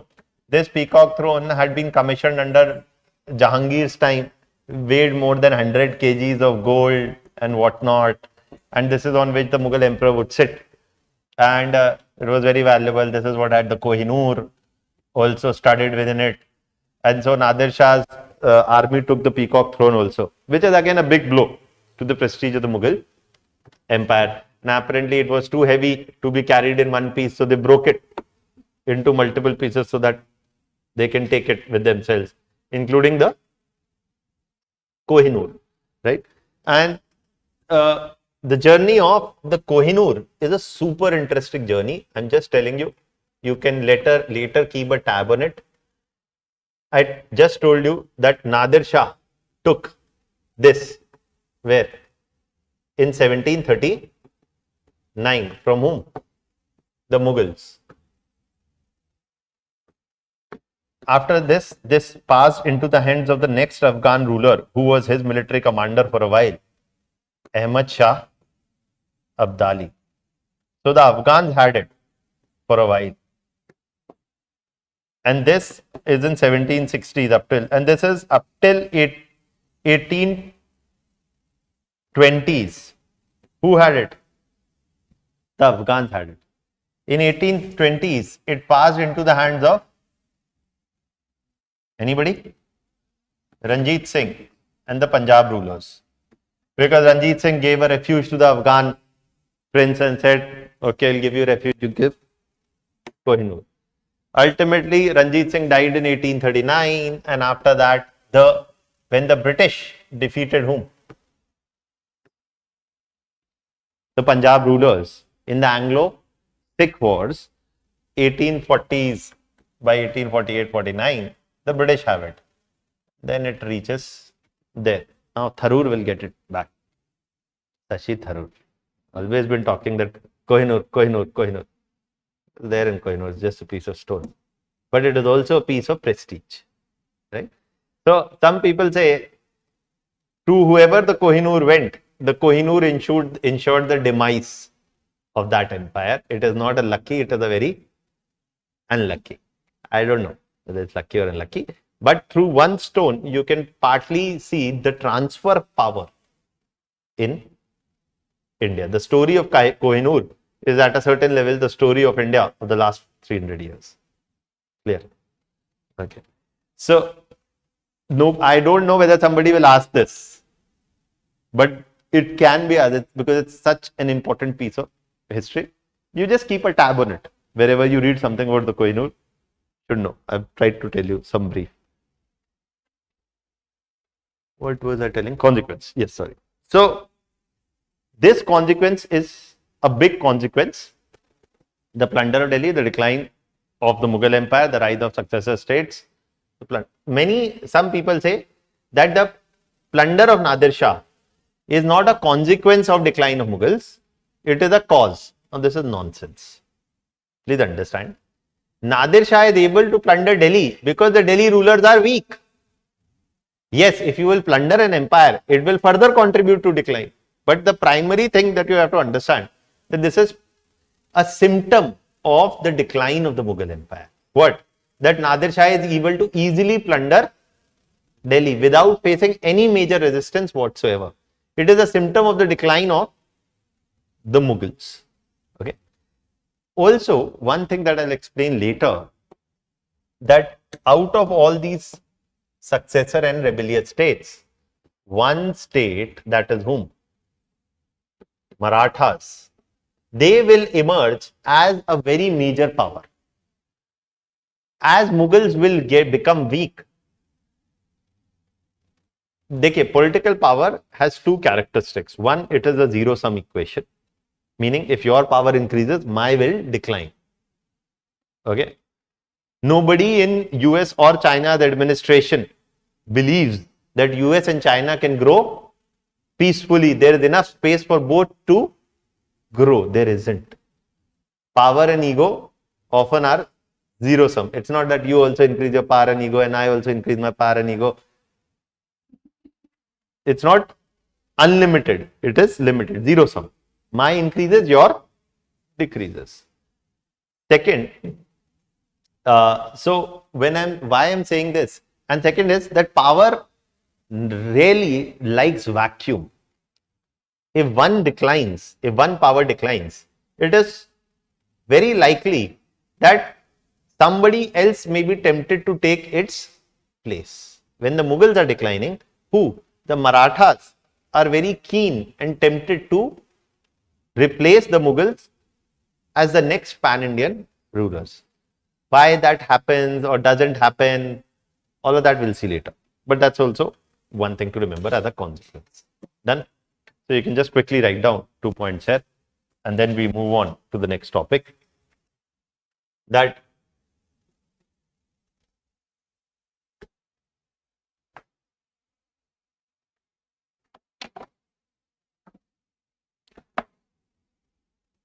since our class yesterday, after our class yesterday, I took a flight to Jaipur. Had some very urgent work to attend to in Jaipur. Then took a return flight back. Do you see I'm wearing the same clothes? It's not a coincidence. Not managed to reach home.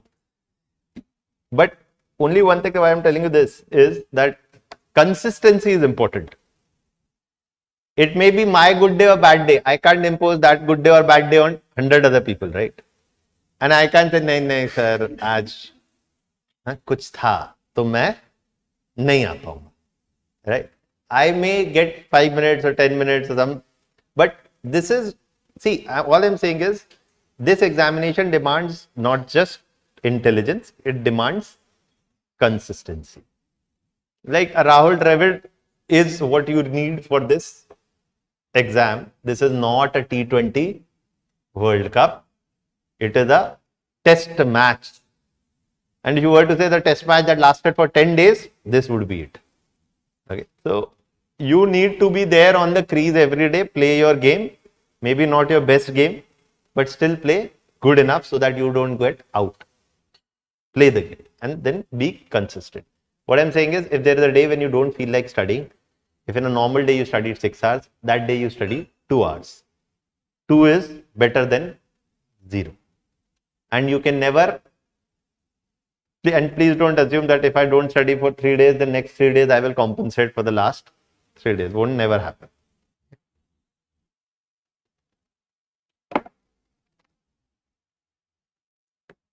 So, in terms of the consequences, what you would see is that one point you write that the first consequence is that the decline. And by the way, I'm saying, did you understand this one point, that in this whole decline of Mughals, have I uttered any major role for the British or the Europeans? No. The British and the Europeans are not the reasons for the decline of the Mughal Empire. The Mughal Empire is long in decline. And the British cannot take credit for it. Or we should also not give them credit. For what? The credit goes entirely to the Mughal Empire for their own decline. Some credit Nadir Shah can take, but definitely not the British. So, the decline of the Mughal Empire led to the rise of a number of powerful regional states. A number of powerful regional states. Many of them were successors states of the Mughal Empire and were ruled by erstwhile what? Nobles. Erstwhile Mughal nobles, such as were also ruled by erstwhile Mughal nobles, such as Bengal, Hyderabad, Awadh, etc.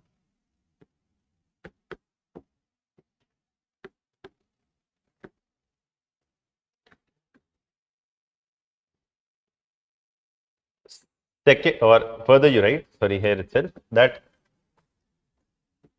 the post 1719 period also saw the rise of powerful rebellious, the rise to prominence, rise to what? Prominence of powerful rebellious states, of the powerful rebellious states, like whom?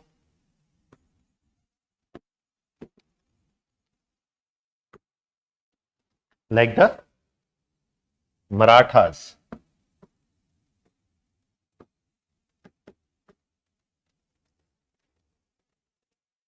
who were keen to extend their influence in North and central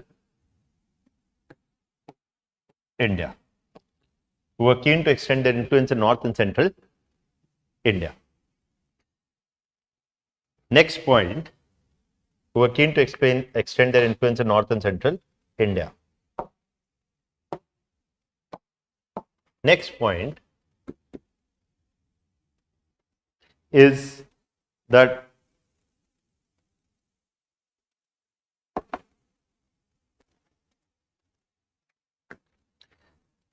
the decline of the central Mughal rule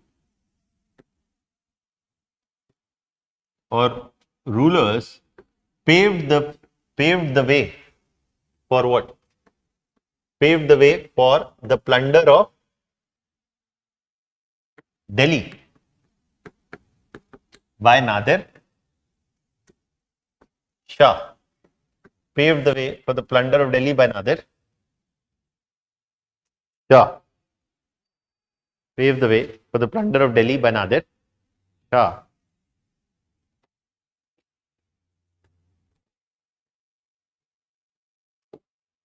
And the 1739 plunder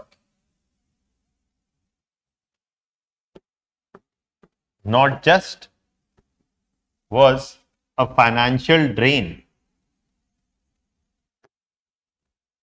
and the 1739 plunder not just led to a financial drain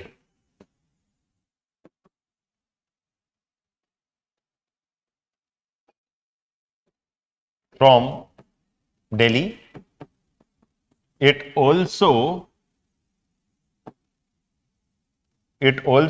posed a major blow to the prestige of whom? The Mughal Empire. Further hastening or further increasing its decline, or further hastening its what? Further hastening its decline. Yes.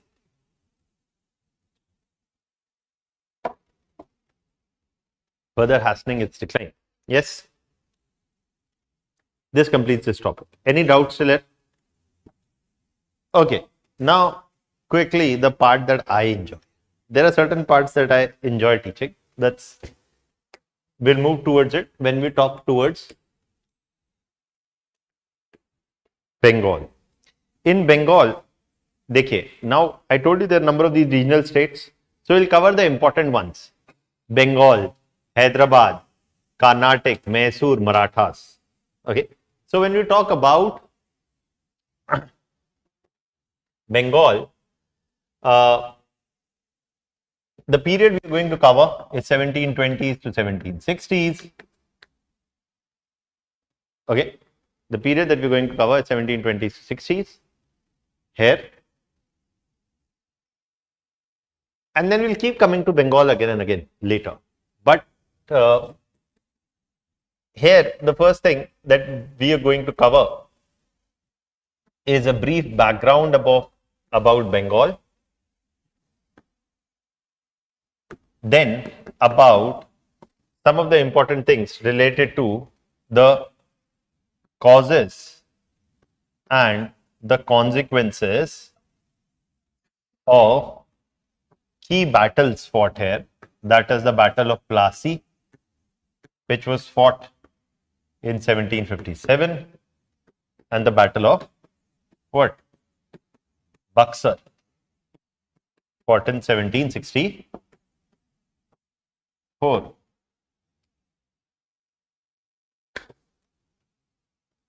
Yes, we'll talk about the causes and consequences. The Battle of Buxar, for example, was followed by a treaty called the Treaty of Prayagraj.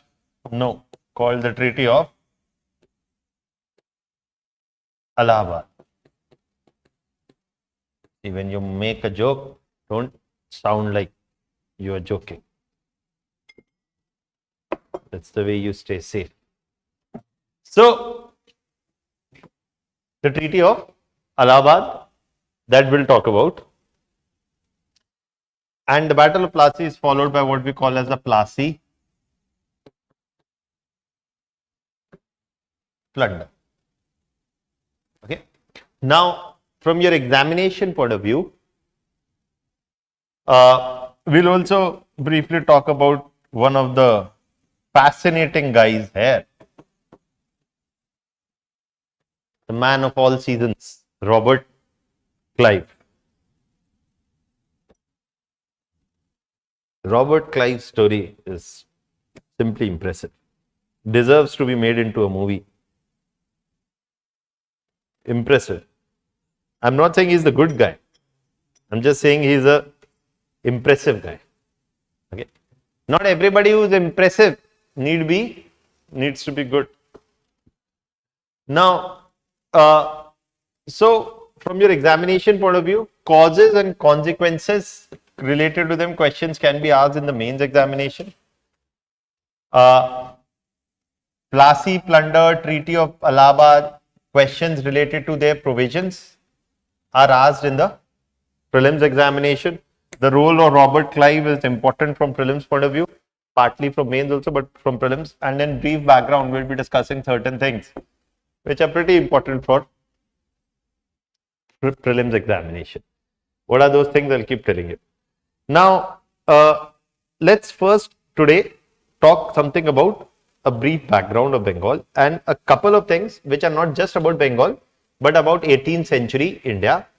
And some of these things you would have never studied before. And I can give you a guarantee you will never study in most of the books that you'll read, but are important for your exams also, and more important for your understanding as well. Now, I'm not saying, that's why I always keep using the word most books. Don't say all. It is not there in a book, how would I know? I am not somebody who can now, say that, no, what I say must be written in a book. Now, in terms of Bengal, firstly, as a brief background, you must understand a couple of things. Bengal was the most important province in the Mughal Empire. And Bengal, why was it the most important province? Because Bengal contributed something to the tune of half or 50% of the total revenue revenue for the whole Mughal Empire. So half of the revenue of the whole Mughal Empire came from Bengal, and Bengal then was a large province, which is your West Bengal, your Bangladesh, your portions of Bihar, certain portions of Bihar, large portions of Bihar and portions of Odisha as well. All of this was the Bengal province. It's a large province and it contributed almost half of the total revenue for the Mughal Empire. Why? Because Bengal gave revenue from two sources, not one. One is agriculture, the other is trade. One is agriculture, the other is trade. So in Bengal, the revenue that came from agriculture, it was significant because 2 to 3 crops also could be grown in many areas because this is fertile land. There is alluvial soil. Ganga river is depositing fertile deposits. So 2 to 3 crops in a year could come. Bengal also is a very active site of trade. Bengal is a very active site of trade. And this active site of trade that Bengal is, one active site of trade with whom? The European. Now, and here what you need to know is that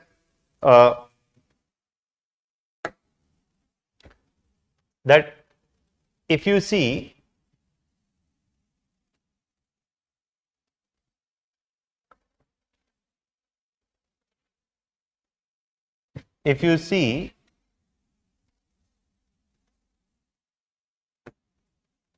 the Bengal region, the traders in Bengal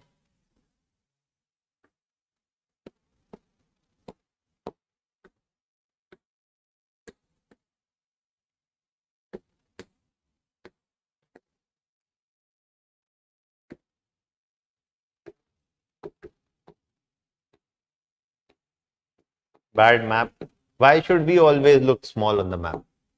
Our map, our choice will make them look small. What is that? North America, South America, Britain, Europe, Africa, India, and here is who?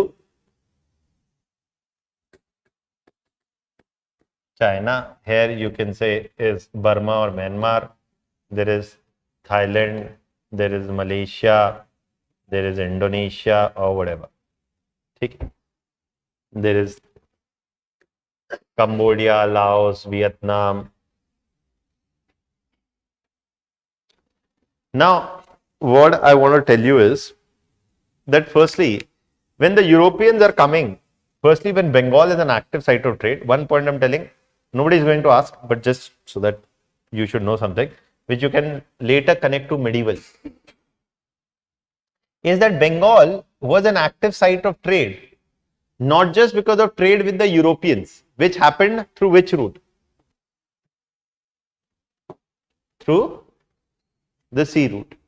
Yes, the sea route. But Bengal also was an active site of trade even up till 1730s, which connected from where? Through the land route.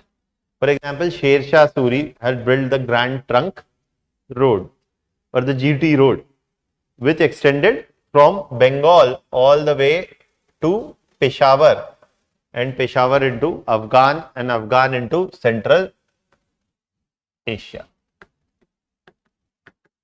So there was a land route also. We don't talk much about the land route because after 1739, this land route use decreased because there was no longer very safe. So this land route use declined. It did. When I use the word decline, it doesn't mean that it ended. You all have heard about Afghanistan's victory in the, or whatever, good performance, not victory, in the Cricket World Cup. But, and the whatever. Now, but there is a very old story that Rabindranath Tagore wrote called, anybody from Bengal? Nobody from Bengal. Anybody read NCRT ever? Kabuliwala. Yes. So who's that Kabuliwala? Is a chap, is a guy who's coming from Kabul, from Afghanistan, and who's selling dry fruits and everything in Calcutta in a certain neighborhood, and that is where the story is being framed. So you know that there is some, it's a fictional story, but fiction is often derived from reality. Reality is often stranger than fiction. Fiction doesn't inspire reality. Reality inspires fiction. Okay. So you would find Afghan traders would be there even in Bengal territories, and there would be such traders. But we don't talk about it much. Doesn't mean that they don't or they did not exist. We are focused for the moment more on Europeans. So this sea route, 1498 onwards, firstly, you all know that the Portuguese found. If you don't know, it's okay. 1498, who? Starting from Portugal, coming to where? Cochin. You find, Calicut, sorry. You find Vasco da Gama finding this alternative sea route coming through south of South Africa or the Cape of Good Hope. After this, other Europeans are also coming to do trade. Mind you, what are they buying? They are buying, for example, textiles. They are buying, for example, spices. For example, cotton textiles, like the Dhaka muslin. Muslin was a type of a cotton cloth like linen, but even finer than linen. Very good quality, very fine, very smooth, and something which would be very useful to wear in summers so that you don't sweat a lot. Okay. And other textile varieties also, Jamdani silk. I don't know whether you know it, so it's okay. No need to do. You know this much. Textile and spices. Okay. They were bought and sold. They were bought by whom? East India companies. Who's East India Company? Portuguese, British, French, Dutch, all of them. This is all east of them, right? So they're forming trading companies to do trade with the east. All of them are buying these and selling this here.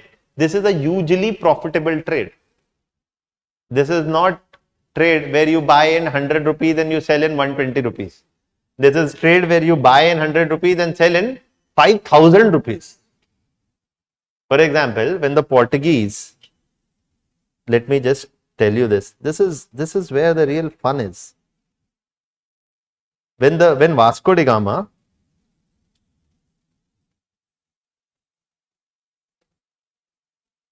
just one second.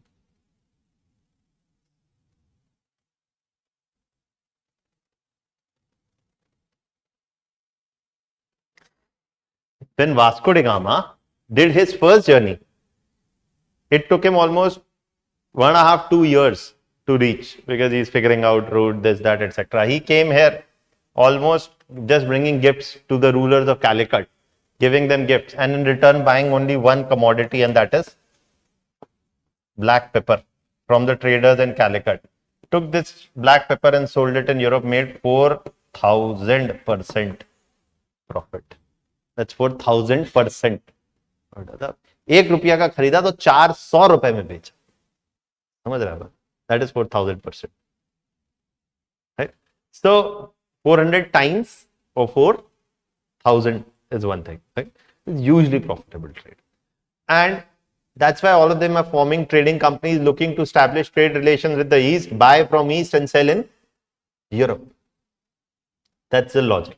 So in Bengal, in the banks of the Ganga river, you see on the banks of Ganga river, all these European companies established a trading presence.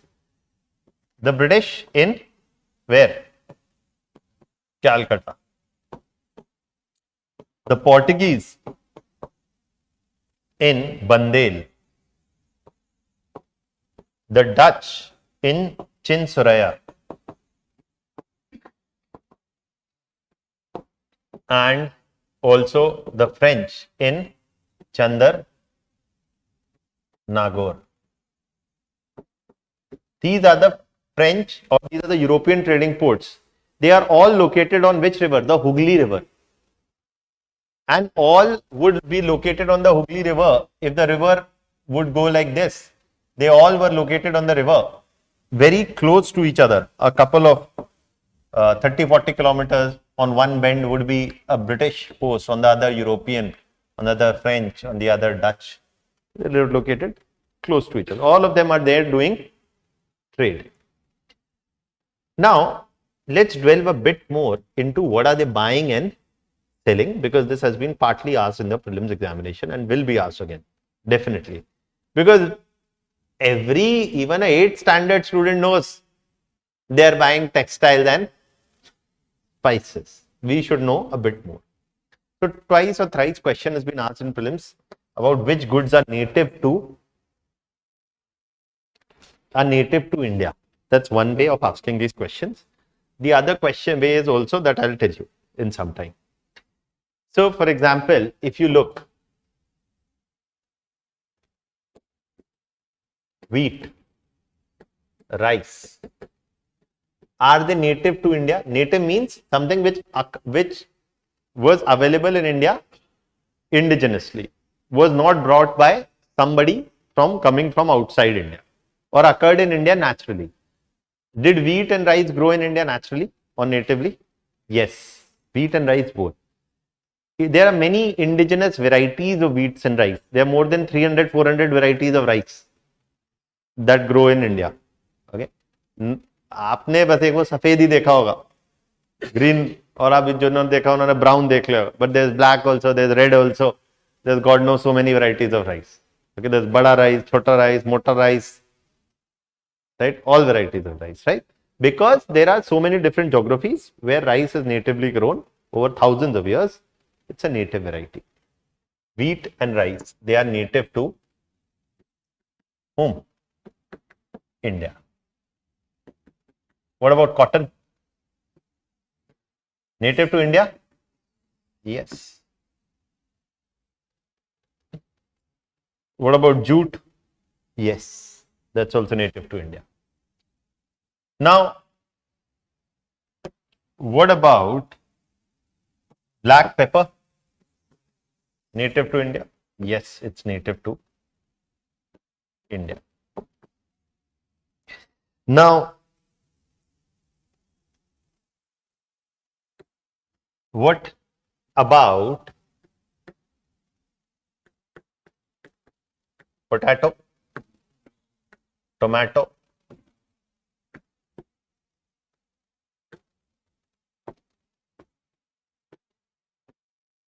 Cashew? यार काजू कतली कब से खा रहे हैं? ऐसे तो हम समोसा भी बहुत टाइम से खा रहे हैं. मुंह में रजनीगंधा, कदमों में V for victory.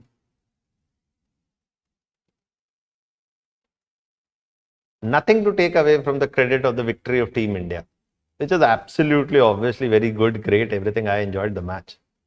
But the kind of hero worship we do. Something needs to be said, not about the cricket team, about the people who worship them.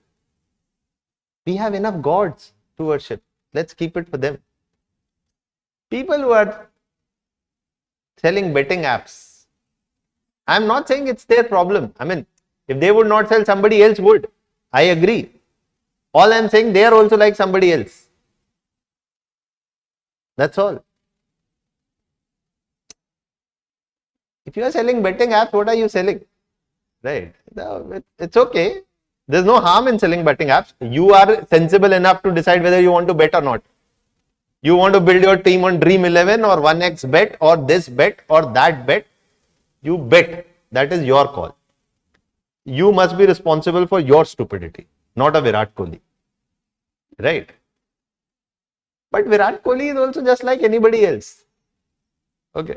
So, the only thing left is that someday some Indian politician also goes on TV and says, make your team on. Make your political team on Political 11. Right? Who will be the minister? And if your ministers match with the original ministers, you win. Right? So, why the digression? Let it be. What I'm saying is the tobacco. You see almost all film stars eating tobacco. Not just the Shah Rukh Khans and the Bhagat Singhs and Akshay Kumar before he realized it was a mistake, and the Amitabh Bachchans and everybody. And not just, why must women be left behind? We need gender equality. You have women also who are also chheni pan masala. Isn't it? Right. So it's okay. There's nothing but. So one thing that I liked always about Shah Rukh Khan was this, that he always said that we are not heroes. We are just actors. Don't make us a hero. We are not. It's a good insight. Just heroes, right? They're just actors. They're acting. So it's okay. At least that much of humility to say that we are not heroes is very important, because at least because otherwise everybody else wants to be branded a hero. Hum hi hai hero. Indians don't bleed blue. Indians also bleed red. Anybody who bleeds red. Nobody bleeds blue. But cricket sponsors, betting companies, they all bleed blue. Cricketers also bleed red only. Okay. Nonsense. All of them introduced by whom?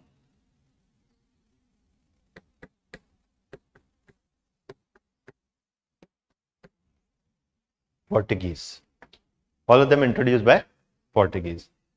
So your kaju katli is kaju, your samosa is aloo, introduced by Portuguese. Samosa is a Persian dish, also called as the sanso bag initially, then it became something else and then something else and eventually samosa. Okay.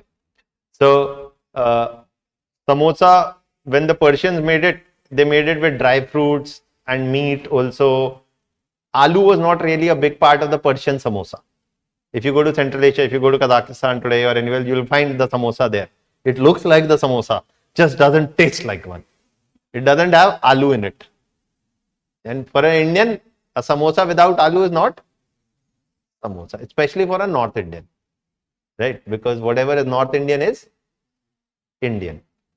If you go to Hyderabad, you will find Lukmi samosa, which doesn't have samosa's aloo. But nonetheless, neither the aloo is Indian nor the Persian is, nor the samosa is. All of them were a part of what is called as the Columbian exchange. They were introduced by the Portuguese. They were introduced by whom? The Portuguese. But they are not native to Portugal. A lot of them are actually coming from South America. Not all, but a lot of them are coming from South America. Like whom? Potato. How did potato enter India is a long and an interesting story. And many of them also followed a similar trajectory. Like whom?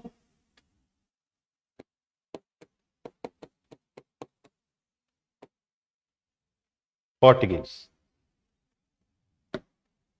हाँ, आपकी मिर्ची भी नहीं है.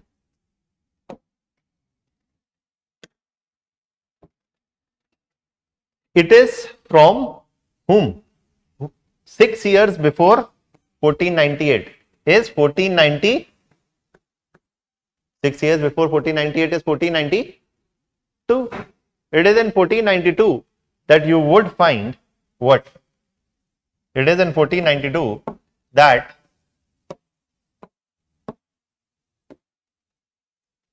there is a journey to find, one of the first attempts to find a route to the east, that is made by Columbus. But Columbus drifted away to North America, found land and said, oh, I found India. So whatever land they found, they said, we found India. So this is not India, but that is what he said. He found the Indies, what they call the native Red Indians. That's why they call them Red Indian, because I found India. Where is the Indian? Red Indian. Okay. Now, when Columbus came first to North America, he came to southern portions of North America. And eventually, and these are areas like Florida, etc. And from here, he went to South America. And from South America, he came back to Europe and brought with himself many things like potato and chili. And from here, 6 years later, who? Columbus finds this route. Vasco da Gama finds this route to India. Eventually, many of these crops which first reached from South America to Europe, because of whom? Vasco da Gama and the Portuguese coming to India, eventually found an entry into India. This is called the Columbian exchange. So Columbus and Vasco da Gama both are responsible for it, but all it began with whom? Columbus. That's why it's called the Columbian exchange, where certain goods are going from the west to the east. By west here we don't mean Europe or North America, it's South America. Potato is coming from South America and it is eventually reaching India also. Mango, Indian or not? भरोसा ही उड़ गया था, कुछ नहीं ना, काजू कतली है. Mango is Indian, native to India. In fact,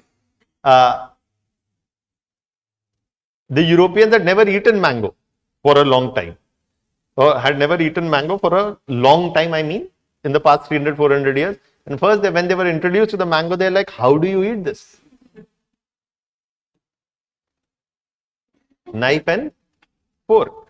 Right? So mango is Indian and it was introduced. It's a tropical fruit, right? Mango, subtropical, tropical, India. Whenever I'm saying it is native to India, I'm not saying it is grown only in India. Okay, native here doesn't mean it can be not native in other areas. Like rice is native to India. It is native to many other Southeast Asian countries as well. There's nothing about tea, about coffee, opium. There are some other important commodities, especially tea and opium, which are asked. Tea is repeatedly asked. Opium has not been asked much. And it is sheer coincidence that we are discussing opium and Mirzapur at the same time. But opium trade was one of the most important trade that the British East India Company was engaged in the 17 and the early 1800s. And a major side of that opium production was in India, in the Bihar region and in the Malwa region. Malwa is your Chambal and the areas around it. We'll talk about this tomorrow. We'll stop here. Any other doubts still here? I'll discuss some of these things tomorrow. Any other doubts here? Tomorrow is what? No, tomorrow no. Tomorrow is Sunday. Sunday, relax. You also relax. Okay. So we'll stop here. Sir,